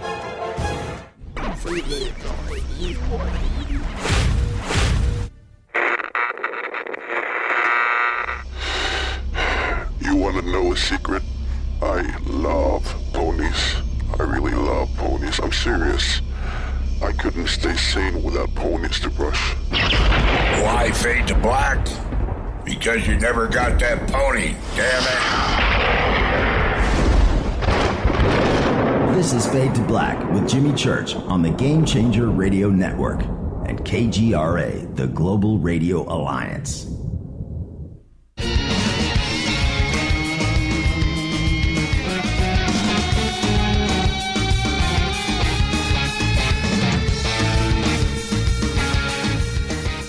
Welcome back, Fade to Black. I'm your host, Jimmy Church. Follow me on Twitter at JChurchRadio. You can follow Brian at Bryan Lunduke on Twitter. We're talking about hacking the Las Vegas shooter. How easy is it to get to data mine all of his information? And I want to share something with the audience really quick. We don't have to spend a lot of time on this. But you and I were shooting for my new show on History Channel. We flew you down to Los Angeles. And oddly enough, the segment, and I'll send you some of it. It's brilliant to watch when it was edited through. But anyway, our segment was on surveillance, right? Yeah. And I turned to Brian. This is for the audience. This is a little private behind the scenes thing. So we're on a break. I think we're on lunch break with the crew. And I turn to you and I go, Brian, man, what's your cell phone? And you're like, dude, I don't have a cell phone. It's the most unsecure thing in the world. And I was like, who doesn't have a cell phone these days? You were like, me. Man, I carry a tablet, but I have no cell phone. When we come and actually, Brian, tell the audience, yes, that's exactly what happened. That's verbatim, pretty much exactly what happened. So, the Las Vegas shooter, he's got, let's say he's got an Android and an Apple in that hotel room. Right. Which is more secure of the two? Neither are really that secure. I mean, it's kind of like saying which is easier to smash with your foot, an apple or an orange. I mean, they're both pretty straightforward to gain full and complete access to, especially if you have physical access to the device. You can get all of the data that's on it. That's just all there is to it.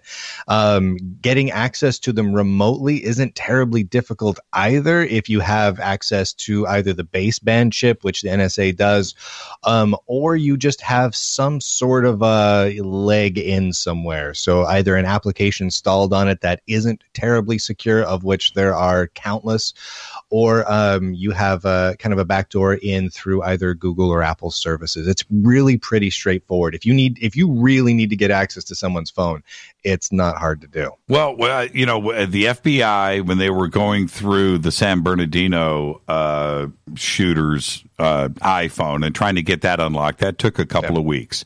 But now they knew how to do it. They went through Israel.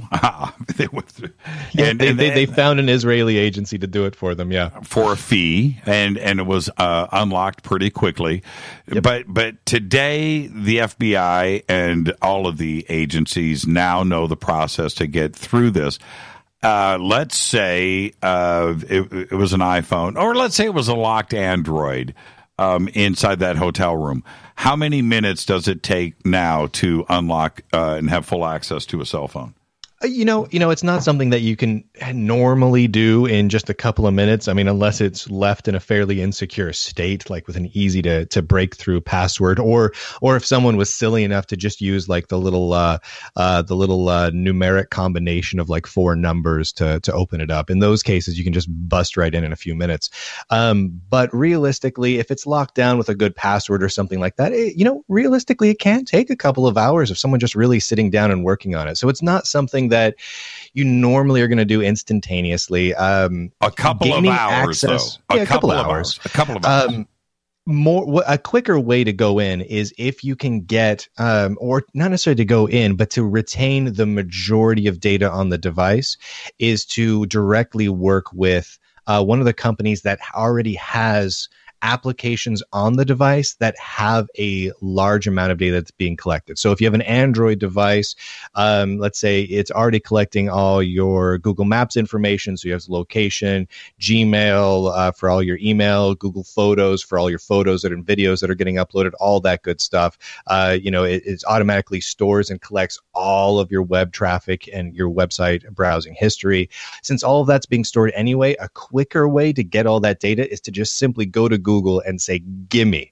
If you're the United States government, you can kind of do that. If you're you or me, you kind of have to go brute force through the front door by working on the actual phone itself, which can take more than just a couple of minutes. But if you're the U.S. government, you just go straight to Google, or you go straight to Apple, or whoever's got the data that you want. Since, like you said, most of it just gets uploaded to the quote unquote cloud so quickly.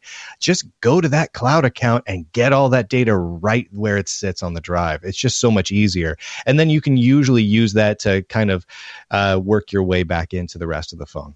And then there's the other part that some conspiracy groups out there are running around with, which is that the reason why he didn't have a Facebook history or Twitter or Instagram or anything else was because he had another name.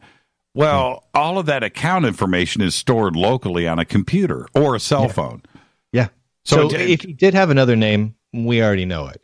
I mean, there's always the possibility that this guy was basically a security genius, and he's locked down his machines. He's using the right operating systems. He's blowing away his drive images regularly to keep his data secure. He's using Tor and multiple networks to mask his data. There's always that possibility. But even in that scenario, that highly unlikely scenario for this 64-year-old avid gambler to do, there's always still going to be breadcrumbs. There's always still a way to trace that data back. It's very difficult to be fully anonymous. Very, very difficult. Now, I brought this up at the beginning of the show, and you remember the movie The Departed? Yeah. Okay. So DiCaprio, he goes deep undercover. Nobody knows he's actually, and if only one person knew or two people knew, and if anything happened to them, he would be, completely anonymous, and he would have no claims to anything, and so forth.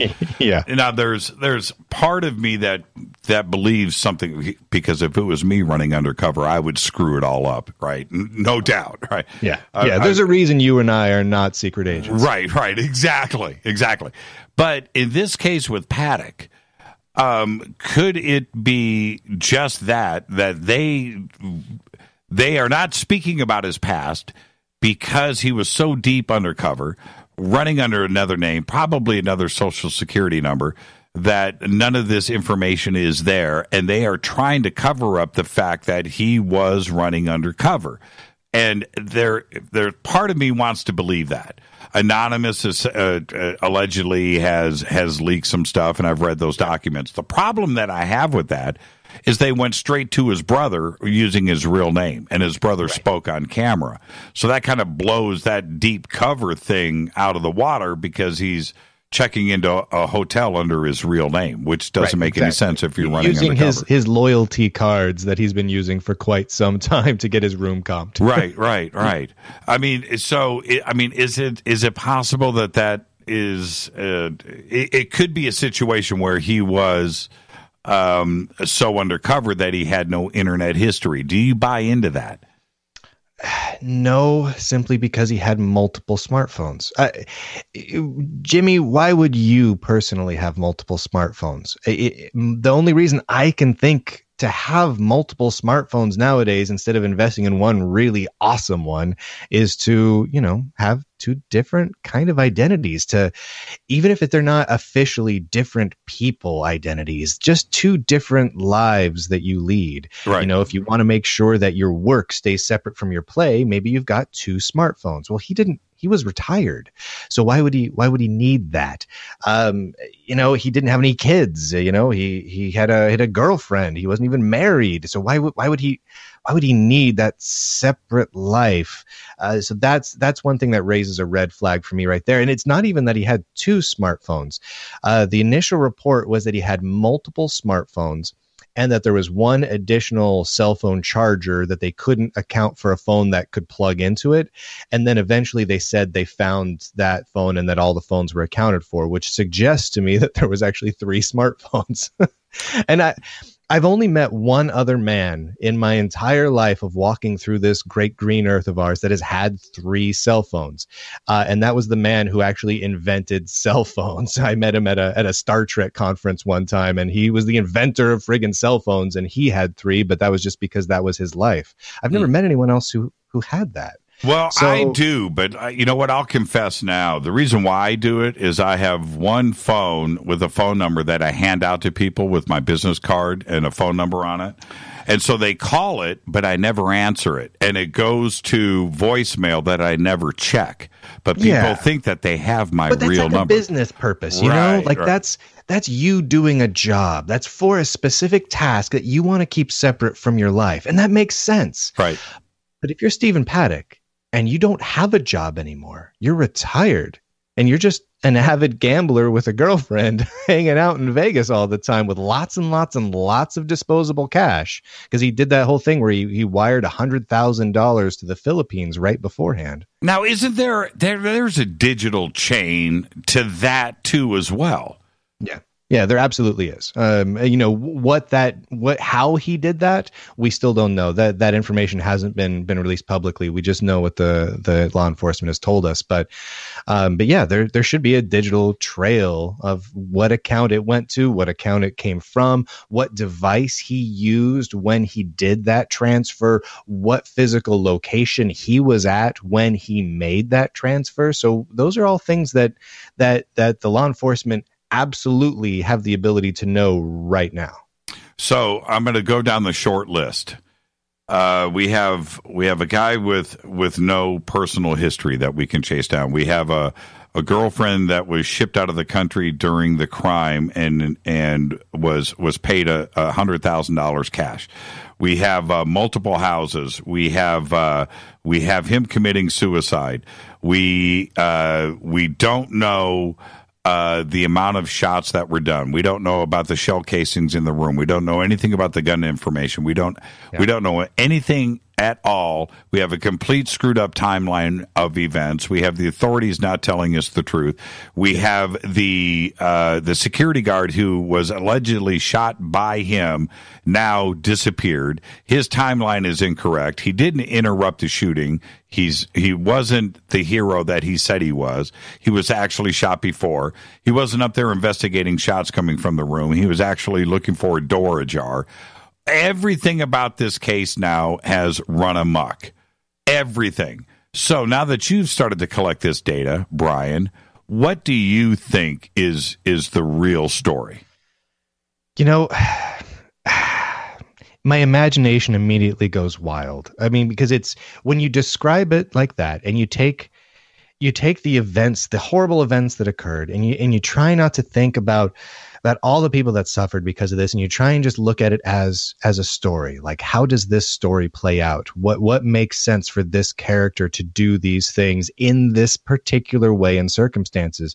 And you immediately start to get a little Manchurian Candidate-y. You start to get a little, undercover-y. You start to talk about people who were essentially James Bond. I mean, this guy, again, huge amounts of money, no real ties. I mean, he's the perfect person if you were to try and find someone to, I don't know, brainwash or do something else with in order to convince to carry out something like this. He's a perfect candidate for it. And it all kind of seems like it was set up like that. And Again, you know me, man. I like to deal in the facts that I can state unequivocally. I like to look at them and say, that is the facts. I can verify it. I can put my hands on it. But this one, there's so much that forces your imagination to start to run wild and there's just so few answers where there should be answers, where the answers should be so easy and obvious for everyone to see. But they're not there. Well, not even you are giving me a straight answer right now, Brian. It's hard. I mean, my mind immediately says that something is wonky. I just got this posted up in Twitter. It was about 10 minutes ago. The anagram, his girlfriend, roommate, whatever she was, Mary Lou Danley, right? The anagram of her name is Our Mandalay Lie. Is it really? Yeah, I'm looking at it here. And it's so funny because the person that posted it, let me see if I can get the name here. Faily Wren. Okay, I don't know. Anyway, you got to mention the anagram. Mention the anagram. What are the odds? Well, I'm kind of with you on that. That's weird. Yeah, that's just bizarre. I mean, I can chalk a lot up to coincidence. The thing that really gets to me in all of this is that there are many questions, and you kind of asked a lot of them. But realistically, why do we not know more about him? Why even many days later can we not figure out more about him? How is that possible? And when you combine that with the fact that so much of the data was deleted from witness cell phones, why was that done? And so it immediately starts to raise all of the hairs on the back of my neck that something funky is going on. And I just don't like that. I don't like when data is hidden from me. Whenever data is hidden from me, that means something's being done in the dark. And when things are done in the dark, it's usually not for good motives. People normally don't try and keep data secret when they're trying to be really good guys. Data is usually kept secret for a selfish motive. You know what I mean? And that's why where I'm stopping here. I don't know any of the motives. I don't know the motives of this man.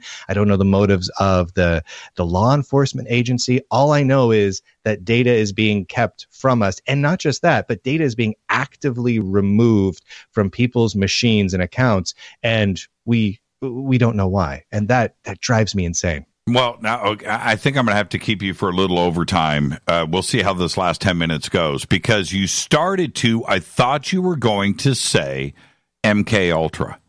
And I don't. Brian, I keep thinking that. I know. mean, my mind keeps coming back to that. I don't have a problem with it. I don't. It's the only thing that makes sense if you think about it. I keep trying to avoid using that term with this because here's my thought. Here's my legitimate thought with this is a lot of people died. Over 40 people died. Over 500 people were injured. So many families were torn apart because of this guy. I hate to immediately go to something that would in any way false flags or anything like that. I don't like that either. I don't. Out of respect, but on the same token, you're right. It does check all the check boxes with everything that's going on, and that kind of bugs me that it's the most obvious answer for those of us watching it and pulling all of these data points that we've talked about today together is something like an MK Ultra sort of scenario, a Manchurian Candidate sort of scenario. It just it makes logical sense, and it makes me unhappy that it makes logical sense. Well, if when we talk about the families that are involved here and the friends and the loved ones and for those that not only died but injured too as well, the authorities are not giving them the answers that they deserve. So those poor families, and I can't imagine the grieving that they're going through today, are forced to sit back going, you know what? They're not, maybe there's something. They are thinking the crazy thoughts, and I can't blame them for that. False flag. Oh, I don't like going there, but they have not been forthwith with any information, and the information that they have brought forward, they've had to change, and they've had to change their own story. And something that should be just a cut and dried case. And that's the part that I have a lot of problems with. There is one other, there's a couple of zones that we haven't gone into yet. But when we are talking about an MK Ultra situation, a Manchurian Candidate type of situation, he is the perfect guy, right? He's the guy without any background, without any history. He's just an invisible dude. Nobody's going to follow this guy. Nobody's going to suspect this guy. He's like the perfect guy to grow, to nurture, to put in place for when they needed something to go down. Yeah.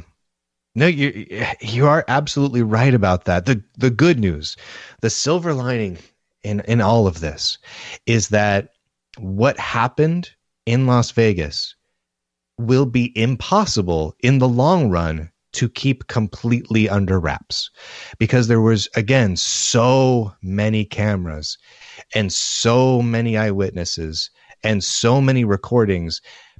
Even if they did a great job of removing all of data about Stephen Paddock leading up to the event, it still is going to be hard to, in the hub of it, in the chaos, to remove data from thousands and thousands and thousands of cameras completely with nobody knowing about it.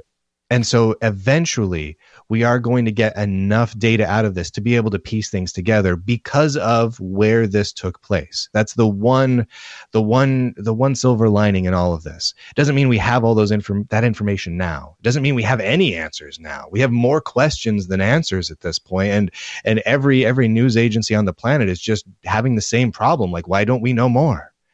But eventually some of that video is going to come out. Eventually Google, Apple, other companies who have some of those pictures and those videos that were uploaded to their cloud services, some of it's going to get leaked out. It just has to happen. I mean, leaks happen. This is the sort of thing that is high profile enough that I think someone will. Yeah, I said that night when this was all going down, eventually Rita turned to me and she said, you know what?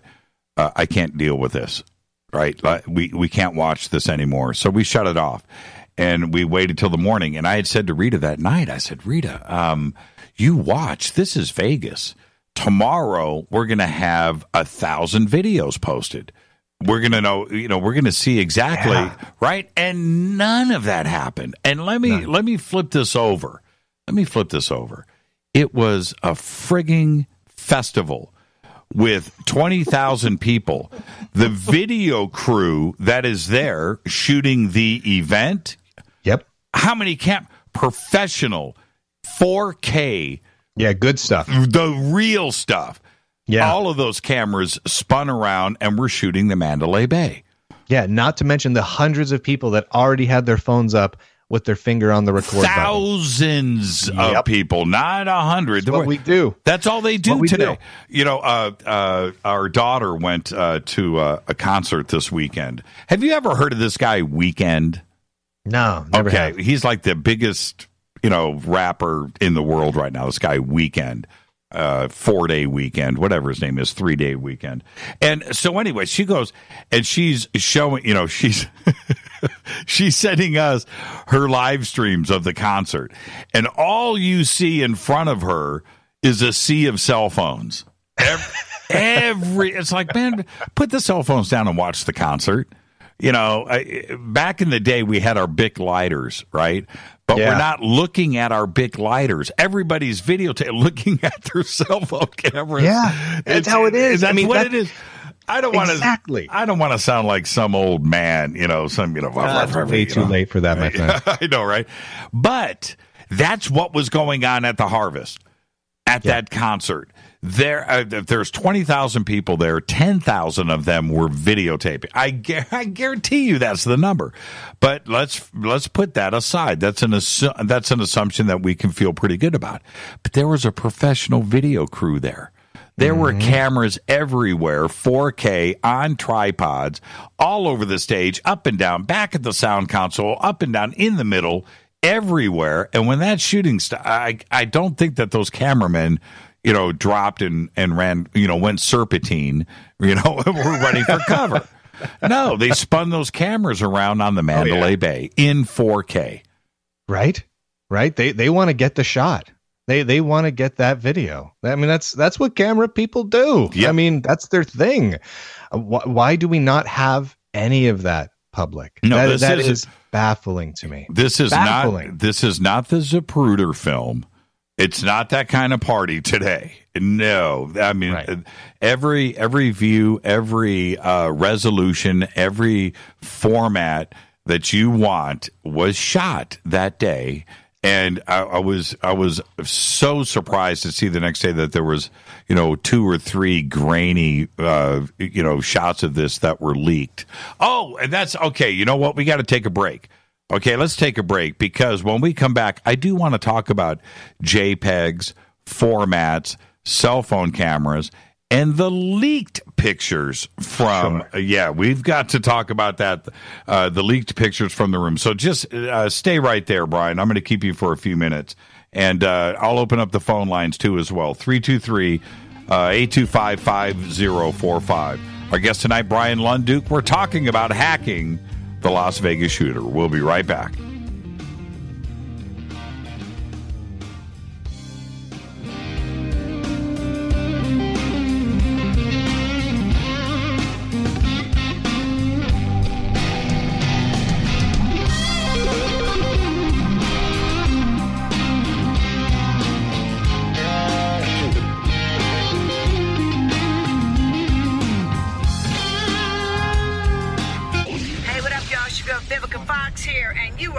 To my boy, Jimmy Church, on JimmyChurchRadio.com. Despite popular opinion, reading a book will not make you smarter. But listening to Jimmy Church will. So you went to dinner last night, you had your favorite pasta. Ugh. Or maybe you had a heavy, spicy meal and it left you. Ugh. GetTheT.com. Maybe you mowed down a huge steak and your plumbing is all plugged. Ugh. GetTheT.com. Our super strength tea will take care of your occasional. Ugh. It's all organic and non-GMO. Get rid of ugh. We have so many great supplements, but our super tea is number one. GetTheT.com. That's GetTheT.com. So, you love talk radio? Then you'll love TalkStreamLive.com. TalkStream Live is always on, 24/7 with the best streaming talk shows. Find your favorite talkers and discover some new ones. It's free, readily available online or on mobile with any smartphone or tablet. Finding your favorite talk shows all in one place has gotten a whole lot easier. Just go to TalkStreamLive.com. Be sure to download the free apps from Google Play or the iTunes App Store. When you take the beans from Central America with dashes of Indonesian and African mixed in and then roasted to the dark side of fade to black, you create the ultimate brew of fringe. Introducing the Fade to Black blend from River Moon Coffee. Yes, River Moon's darkest customized roast was created for the love of Fade to Black.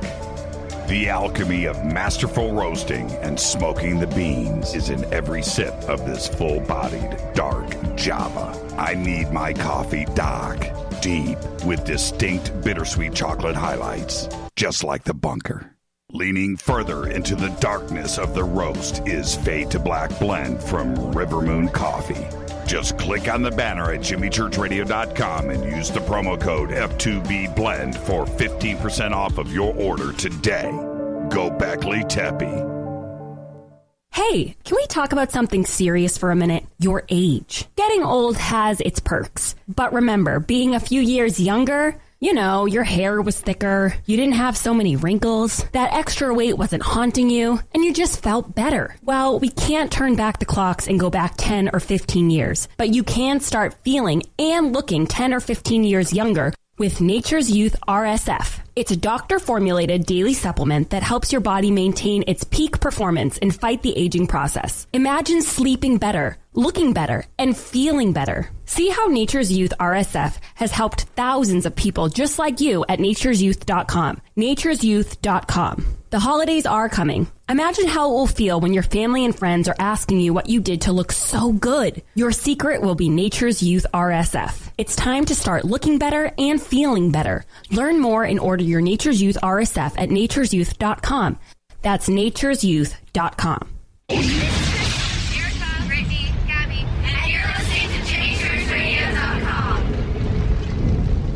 It's not a lifestyle we chose. We were born this way. KGRARadio.com.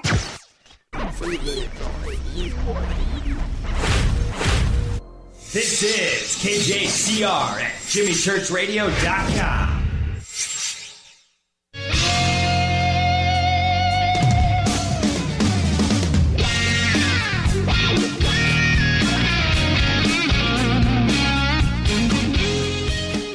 All right, welcome back. Fade to Black. I'm your host, Jimmy Church. Our guest tonight, Brian Lunduke. You can follow Brian at Brian Lunduke.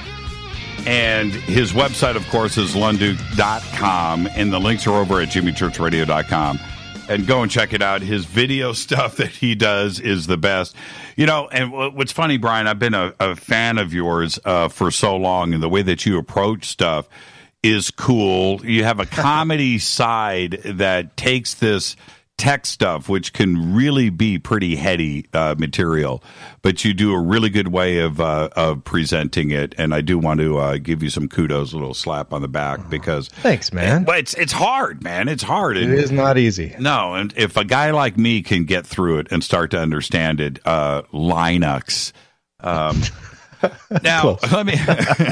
let me ask you this: when it comes to these leaked photographs. What's the digital information that follows a photograph? What is tagged in that metadata?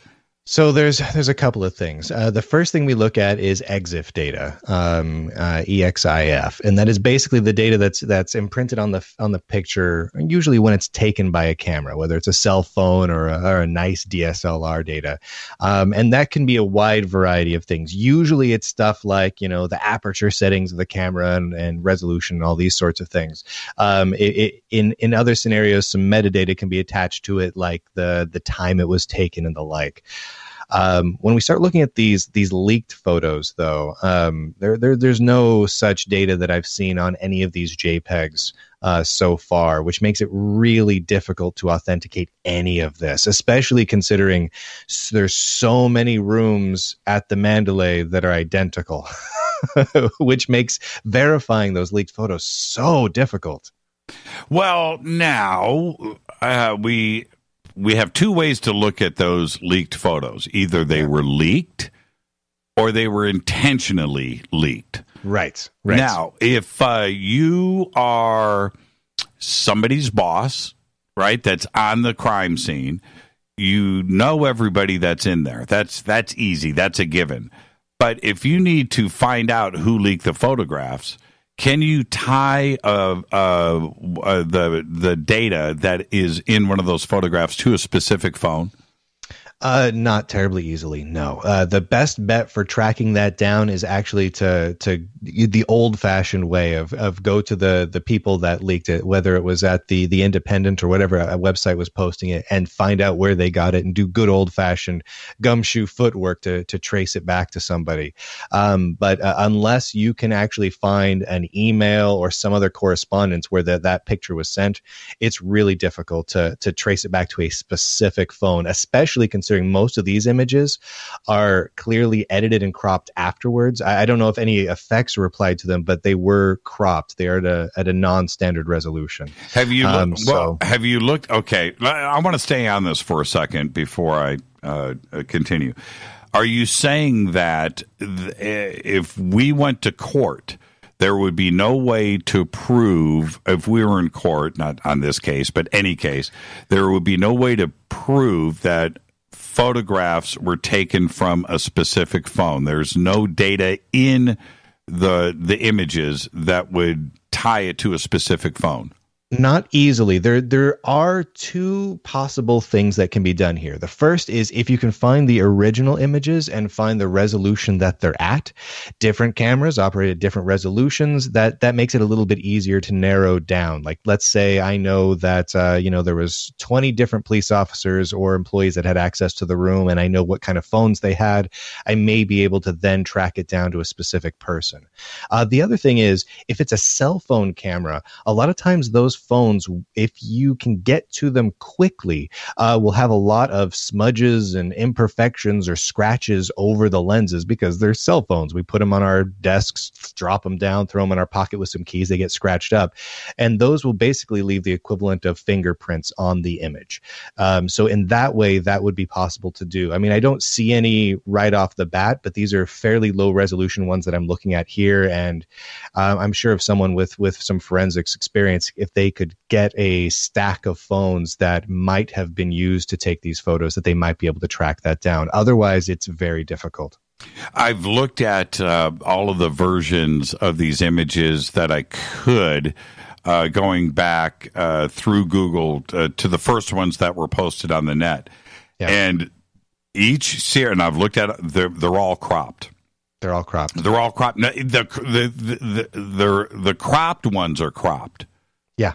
You understand what I'm saying? I do. Yeah. I've been trying to get back to the originals. Now, this is the other thing that I found pretty interesting about those images is when you get back to the original ones, as far back as you can go, which I did do, the day that they were released, I went back and checked as soon as the chief of police, I think it was the chief of police, got up at the press conference and said, and I was astonished, I just wanted to say that the leaked images today are real.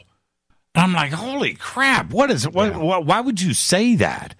So I immediately went back and I thought, okay, I was sent the images immediately. And I went back and looked at those that were in the emails that I got.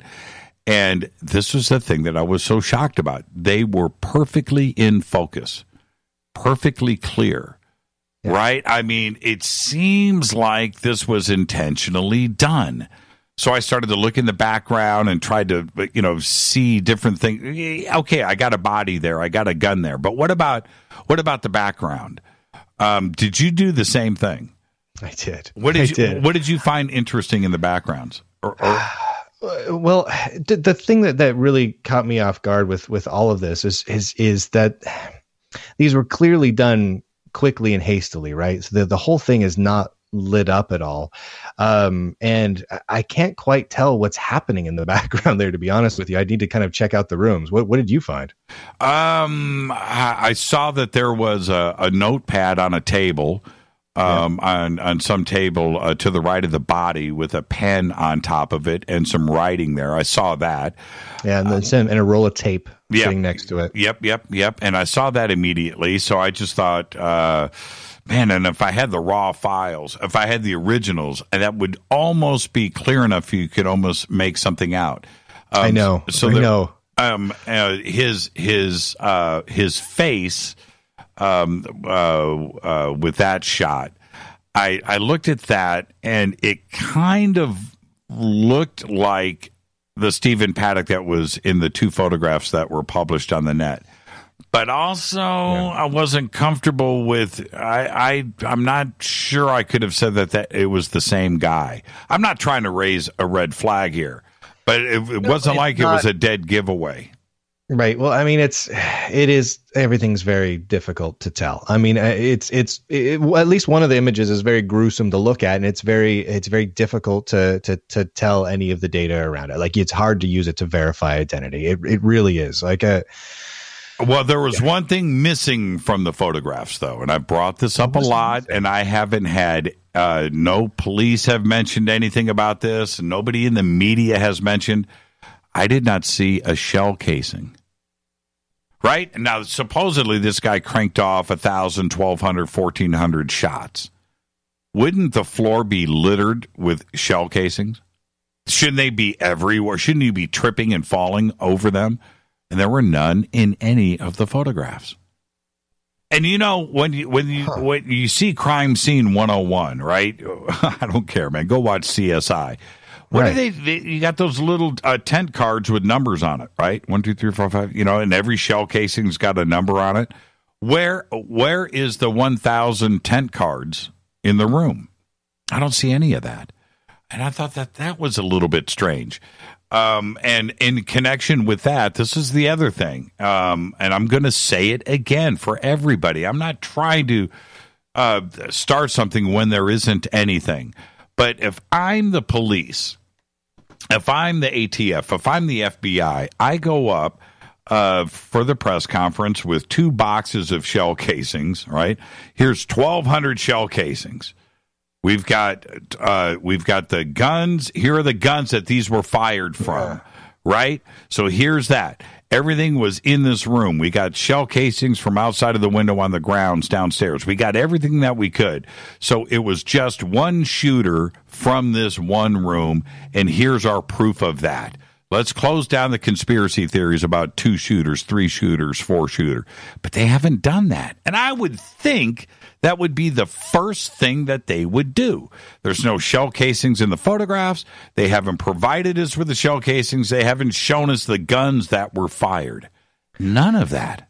Yeah, it's kind of an interesting point. So I'm looking at the images right now. There's one image posted by a reporter from Boston that kind of shows a zoomed in shot of one of the guns on the floor, and there are a few shell casings there, like a very small few, like I'd say a dozen maybe, but that like you said, there should be literally like 1,000 littering the floor. The floor should just be lousy with shell casings. You should be tripping over them and rolling in them. There's so many of them, and there's just a couple off to the side, kind of where you wouldn't expect shell casings to be. Yeah. So around his feet, I count 1, 2, 3, 4, maybe 20. Yeah. I think we're looking at the same spot there. So I hadn't dawned on me. See, this is why I'm not a member of CSI. But right. You're absolutely right. I mean, that's my thought. That is weird. Yeah. I'm looking through these. Well, there's some around his head. Okay, 1, 2, 3, 4, 5, 6, 7, 8, 9, 10, 11, 12, 13. The long and short of it is not 1,000. Right. I mean, I don't know. There's a handgun there too as well. But it looks to me, and I'll say this again. It seems like these leaked photographs they feel staged. They do. I mean, it feels intentional. It's what they wanted to see. And there was one other thing that I've kind of felt like, and if you go to the shot with the two chairs that are pushed together, it seems like they're on display. Like the guns are on display. Yeah, I don't know what I'm trying to say. Weird. No, I get what you're saying though. You know, when you see, it's like when you watch a TV show, and things look just a little bit wrong. Like a human being didn't quite do what they were supposed to have done in that room. Like you see a shot of a kitchen in a TV show and there's like a blender sitting on the counter, but there's no way a human being would use a blender exactly where it's at. So it kind of makes you cock your head to the side. Right. This whole thing is kind of like that. That's kind of my main takeaway is it feels odd. And there's one, I don't want to, I feel so bad for the families. I know. But the body, I'm serious, man, I'm just going to say it right now, it just looks like it was placed. If you just shot yourself in the head, do you just lay down? Right? To be fair, I never having shot myself in the head, I honestly don't know what I'd do, but I don't think I'd do that. It just looks like he just laid down. So it looks like, to me, somebody positioned the body. It just looks like it was staged, and I don't know. It's just too perfect. It's just too perfect. And maybe there's no conspiracy here. Maybe there's nothing. Maybe he was just a guy that one day said, "You know what? I'm going to go to Vegas. I'm going to shoot up this festival, and this is what I'm going to do." And he booked the room. He got the guns in there somehow, and he did what he set out to do with no paper trail, no internet trail, nothing on any posting, no social media, nothing pissed off, nothing at his friends, his boss, the people that were raping him from the Mandalay Bay or the casino moguls that were stealing his money, whatever. There's nothing there. But maybe it is just that. I mean, maybe, but who gets murderously pissed off in today's day and age without ranting about it on social media or somewhere? A friend. Someone. Yeah, yelling to a friend like these bleepity bleeps over here bleeping me. You know, I mean, there's some email, some text message, something that where he would express his anger or his interest in revenge or whatever it is. It's someone, he has a girlfriend that he sent out of the country and gave $100,000 to in the Philippines. What, so he was thinking about things. Is that literally the only action he took? That it just doesn't seem likely. No, the whole thing just feels weird, and I think that oh man, I just hate going here. But after the experience of 9/11, that this country is ready to jump on a conspiracy. They're ready to jump on the government screwing up. They're ready to go there. And so we are rehearsed. We're ready to go. And this happened in Las Vegas. And the one opportunity that all of the authorities were, given the opportunity to be straight with us, that they would do it this time around. And instead, they boggled this entire thing from start to finish. So now we don't have any choice but to go down the conspiracy road. They are forcing us to think these funky thoughts. It's not us, it's them. And I guess it's not even really funky thoughts. It's us coming up with theories to try and figure out what might have happened. It's us simply applying the scientific method to decide how this might have happened. So we come up with theories and we start to test for it, right? We want to verify the actual things that occurred. The problem is we have so little data at this point that it is hard to prove and disprove most of the theories that we could come up with right now. Literally, you and I can throw out the MK Ultra word, and that kind of works. And I kind of can't disprove it because there's so much of the data not only hasn't been released, has been taken away.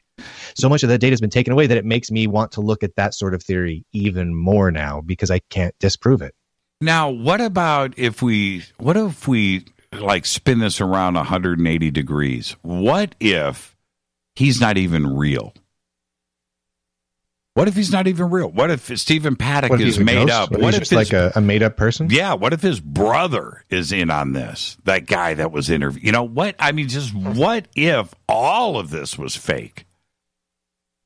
It makes sense. It would make a certain level of sense as well. Yeah, and honestly, I can't disprove that because of the limited amount of data. I mean, we've only got a handful of pictures of this guy. And and by handful, I think 3. I've seen three distinct shots. Right. And that's it. And that's after looking for days and days and days, and every major media outlet on the planet doing the same thing. I mean, that's a rarity. My 2-year-old son has, I don't know, 1,000-fold more pictures than that online.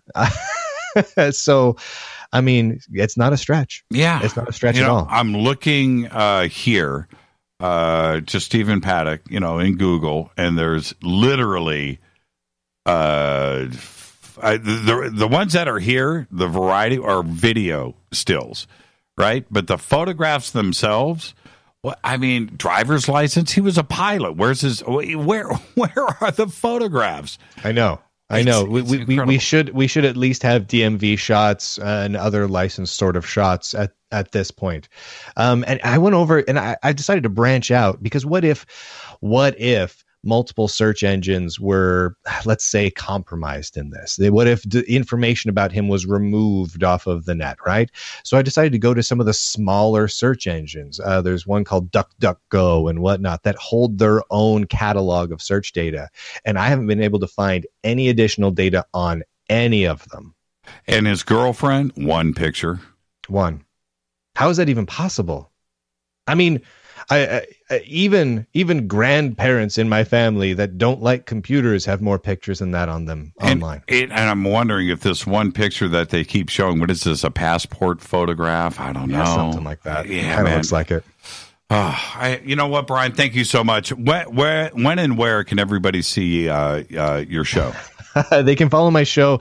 Easiest way is to go over to YouTube and just type in my name, Lunduke. And the Lunduke Show is every day, Monday through Thursday, and we talk about all sorts of nerdy stuff. It's fantastic. You know what? I want you to. Okay, I'm just going to do it. I want you to tell everybody, where's the name Lunduke from? It is a combination of me and my wife's name. My wife and I met each other when we were a very young age, and we eventually combined our 2 last names together to create a unique name. I wanted to have a unique name that people could search for and find and look that no one had ever had before. So I'm the first Lunduke to exist in human history. Which makes it very easy to find me. It's a true pseudonym. It is. It's become my actual identity now. But yeah, we created it basically when we were in high school in the 1990s, and it just kind of Lund and Duke smashed together to join at the common D. It worked out quite wonderfully well. Now that I'm, doing what I do and writing and everything else for a living, I don't need to worry about finding a pen name. I've already got one. So the Lunduke family tree. It's a joke, starts man. With me. Yes. Thank you, man. And just all the best to you, everybody. Just go to Lunduke.com. It's right there. And his blog is great. Everything that he does. And this is his full-time job. Linux and breaking down computers and everything about technology is what he does every day. Thank you, Brian. Did you just say it correctly? Well done, my friend. I did it for you. I appreciate it. Thank you, Brian. Be safe and be well out there. You as well, my friend. I'll talk to you. Brian Lunduke, everybody. And I do mean this. It's very, very simple. Lunduke, LUNDUKE.com. The links are over at jimmychurchradio.com. All right. His videos are great and they will make you laugh, but the tech stuff is very, very cool. So go and get your edumacation on over at lunduke.com. And before I depart, I've got a couple of things that I want to run by you really quick because they are interesting. And it's also all of the news that you know absolutely nothing about. And this first thing up, The Baltimore Police Department has announced the deaths of 3 men shot in 2 separate incidents, pushing the city's homicide count to 278 so far this year, ahead of New York in terms of total murders and Chicago in murders per capita. Of the last 100 homicides, the majority were shooting deaths. The highest numbers of deaths were for black males in their 20s, 30s, and 40s, with 41, 22, and 16 homicides, respectively. All generations were hit, however, from teenagers as young as 15 to the elderly at 97 years old. Overall homicides were up 16% over last year as of October 7th, and it is on pace for the deadliest year on record. On a per capita basis and in total homicides, Baltimore's current population is just over 621,000. Absolutely incredible. Well, I got to talk about this because tropical storm now turned Hurricane Ophelia is bearing down on Ireland with speeds now, wind speeds of about 109 miles per hour in Ireland. Now, I said this last week, and I mean this. Ophelia is the 10th tropical storm in a row to reach the status of a hurricane in the Atlantic Ocean this season. It hasn't happened for over 120 years. The last time it happened was in 1893. It also happened in 1886 and in 1878. But not since 1893 have we seen anything like this. And back then, the way that they were tracking storms was not, obviously with satellites, but they didn't have electricity or the data or the computers to track this and accurately monitor wind speeds and storms. Okay, but one thing is for sure, in the technical age, since 1900, right? This is 2017. We have not seen it. And it makes you wonder if there isn't something else going on. Now, barely 1 month removed from that massive data breach that exposed personal information for more than 145 million Americans, Equifax appears to have been compromised again. This last time, the website was directing customers to malicious malware. Now, I had said, now this is the thing, this is what is bizarre about this. The issue involves a third-party vendor for Equifax. I had mentioned the day of the breach when Equifax had said that they were going to provide free credit monitoring services for everybody that was affected. All Equifax, all you had to do was go and register. On that day, I was directed to fake websites. I had said that. You know, and it is now coming out. I had to go back and listen to my exact words. What I do remember was the experience that I was going through. I knew by clicking on this that I was not on a real website. I couldn't enter my data, and I did it like 3 or 4 times. It was forcing me to click on a button, which I never do. I'm glad that I didn't, right? But that's what was really fascinating to me, and I kept going back. And so I went back to CNN. I went back to MSN. I went back to Fox. I went to RT. I went to everybody that was reporting on Equifax and the hyperlink that was provided for in those articles for the Equifax free credit reporting. And it all took me back to the fake site. How many people, I'm just one, how many people got suckered into going to the fake site? Think about that for a second. And it's Equifax. Right? And again, and I talked about this last week and I talked about it the week before, but I need to drive this home. You can't trust anybody these days. Do not click on anything ever. That's the only way that you can be assured that you're going to run clean. All right. I want to thank Bryan Lunduke for coming in tonight. Very fascinating conversation. The hacking of the Las Vegas shooter. Fade to Black's executive producer is Rita Kamarian. Shows produced by Hilton J. Paul, Mark D. Kovar, LJ3, Renee, Jonas. Thank you, Dennis. Thank you, Bob. Announcers are Steve Harder, Gene Vitoa, Mark D. Kovar, Fady by Dale, Webmaster Drew the Geek. Music, Doug Aldridge. Intro, Spaceboy, spaceboymusic.com. Fade to Black is produced by KJCR for the Game Changer Network, and syndication is KGRA, The Planet. This broadcast is only copyrighted 2017 by Fade to Black and the Game Changer Network. It cannot be rebroadcast, downloaded, copied, or used anywhere in the known universe without written permission from Fade to Black or the Game Changer Network. I'm your host, Jimmy Church. Tomorrow night, right here, Amalia Eon Karras. Oh, no, tomorrow night is Josh Gates. That's Wednesday night. Amalia Eon Karras. All right, tomorrow night, Josh Gates is going to be here live from Cairo, Egypt. But until then, I want everybody to be safe. Go Beckley Tappy.